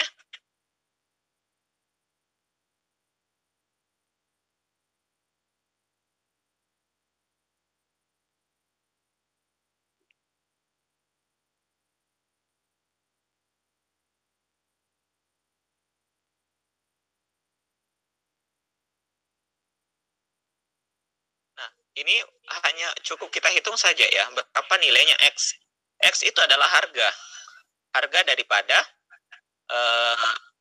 ada yang jawab A, ada yang jawab B. Oke.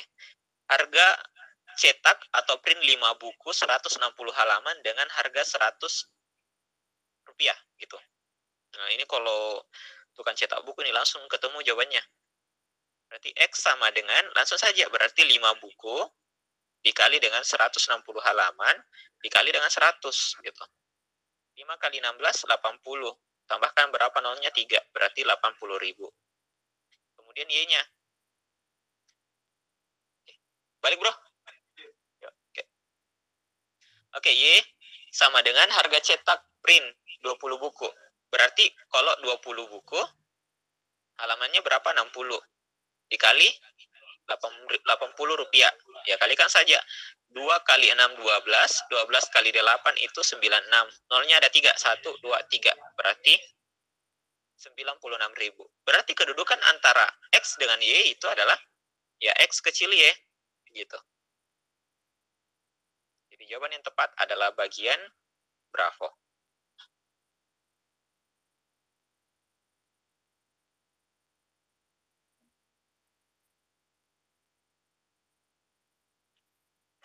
Oke, bisa ya? Oke, kita lanjut lagi soal nomor 3. Nah, ini. Oh, sorry. Di sini pilihannya itu adalah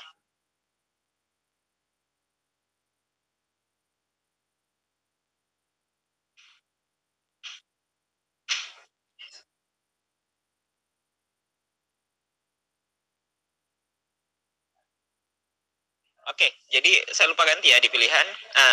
Nah, kita kalau perbandingan kuantitatif juga perlu juga hati-hati ya, teliti melihat soal. Gini, banyak yang terkecoh ketika misalkan kita berikan soal kayak gini.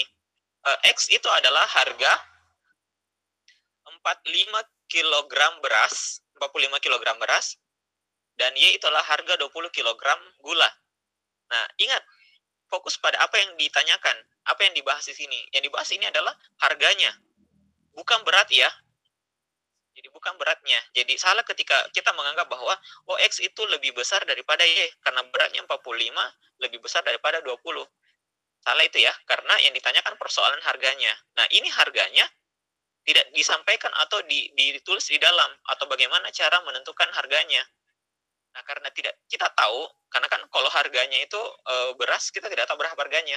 Coba saya tahu mungkin di tempat A segini, tempat B segini, jadi tidak bisa ditentukan. Jadi jawaban yang tepat itu adalah X dan Y tidak bisa ditentukan. Jadi kayak gitu. Jadi fokus dulu, hati-hati juga, kalau ini masuk memang kategori soal mudah, cuman kita perhatikan dulu baik-baik juga konteks soalnya. X itu apa? Ketika X berbicara tentang harga, berarti kita harus bandingkan persoalan harganya. Ketika X-nya dengan Y berbicara persoalan berat, berarti kita harus bandingkan persoalan beratnya. Gitu ya. Oke. Oke, satu lagi sebelum kita selesai. Nomor 4. Oke. Pernyataan manakah yang di bawah ini yang benar? X sama dengan jumlah bilangan genap antara 1 sampai 30. Y itu adalah jumlah bilangan ganjil antara 1 sampai 30.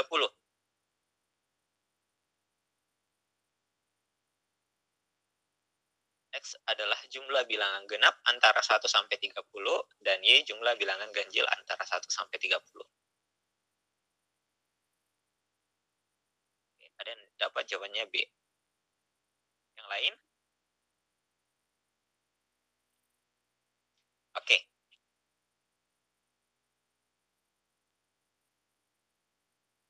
Coba kita jawab ya. Nah, sekarang. Jadi, saya gini. X itu adalah jumlah bilangan genap antara 1 sampai 30. Kalau bilangan genap berarti dimulai dari 2 tambah 3, tambah 3 lagi. Tambah 4, seterusnya. Tambah 6, seterusnya sampai tambah 28 ya. Bukan 30. Kenapa? Karena konteks soalnya adalah antara. Berarti kalau antara 1 dengan 30 berarti diantaranya saja. Tidak termasuk 1 dan tidak termasuk 30. Nah, itu perlu juga hati-hati. Kecuali kalau misalkan konteks soalnya adalah jumlah bilangan genap dari 1 sampai 30 berarti 1 dan 30 termasuk. Tapi kalau kata antara berarti 1 dan 30-nya tidak termasuk. Gitu ya. Nah, kemudian kita lanjut lagi. Y-nya itu adalah bilangan ganjil dari antara 1 sampai 30. Berarti yang mulai kita hitung 3 ya. 5, 7, seterusnya sampai 29. Nah, ada yang bertanya, Kak, bagaimana cara menjumlahkan ini secara keseluruhan? Agak lama nanti. Tidak usah dijumlahkan. Cukup perhatikan seperbagiannya. Ini kan jumlah banyaknya bilangan sama ya. Nah, di sini kan kentara. Kalau 2 dengan 3, mana yang lebih besar? Y ya, berarti saya bisa katakan X kecil Y. Ini juga 4 dengan 5, berarti tetap X kecil Y. 6 dengan 7 sama. Sampai terakhir pun begitu. Berarti kesimpulannya adalah X kecil Y. Gitu.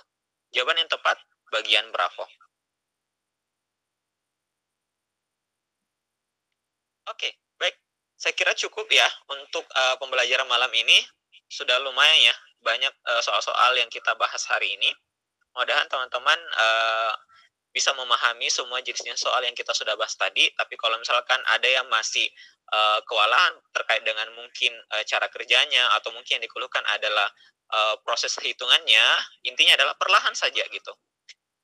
Yang seperti ini memang perlu kebiasaan. Tidak bisa langsung kita bisa gitu. Jadi minta tolong kebiasaan. Kalau perlu nanti setelah ini kembali lagi cek ulang, ada kan soalnya saya kirim di grup, itu coba dikerjakan dengan sendiri. Tidak usah dilihat cara kerjanya yang saya sudah jelaskan tadi ya, yang penting Anda pahami. Nah, nanti kalau ada sedikit yang saya lupa atau dilupa, mungkin cek lagi catatannya, gitu ya. Oke, jadi intinya adalah kebiasaan, gitu. Oke, sebelum saya tutup, ada pertanyaan? Silahkan. Kak, tadi saya coba-coba di tryout. Iya. Ada soal yang akar, saya masih pusing Kak, akar 1/64 dibagi akar 512/27. Oh, yang tryout-nya ya? Iya. Yang 1/64 dibagi dengan, kalau tidak salah itu berapa ya ini? 8, bukan. Pangkat 3 di sini kan? Iya.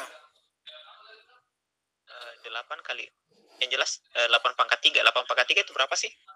64. Tadi berapa tadi ya?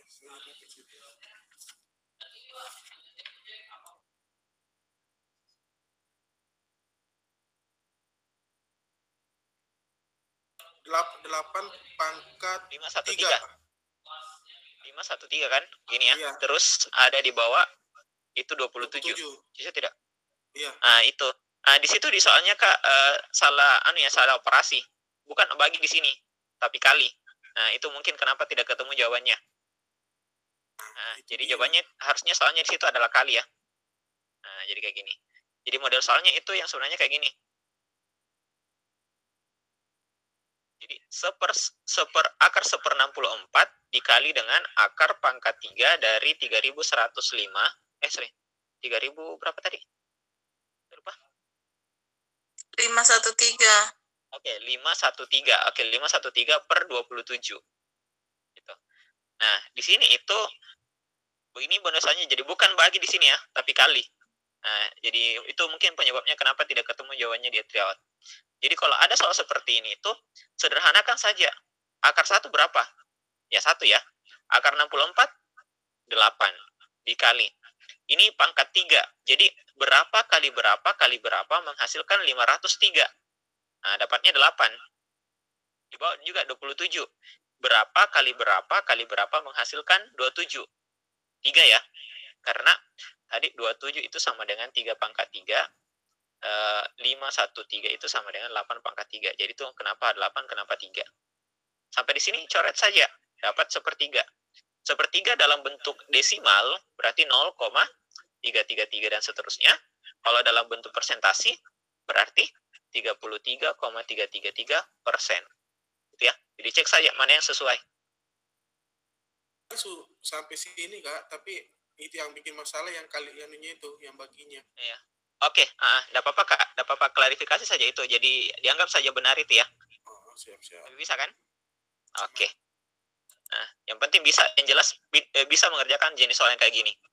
Itu yang paling penting. Oke. Aman ya? Ada lagi silakan. Oke, kalau tidak ada, kalau begitu kita cukupkan pertemuan malam ini. Semoga malam ini ada pengetahuan baru bagi kita semua dan menambah pengalaman kita dalam mengerjakan soal, khususnya di TIO. Semoga bermanfaat. Ingat, tetap biasakan mengerjakan soal. Saya kira cukup. Terima kasih. Assalamualaikum warahmatullahi wabarakatuh. Waalaikumsalam warahmatullahi wabarakatuh.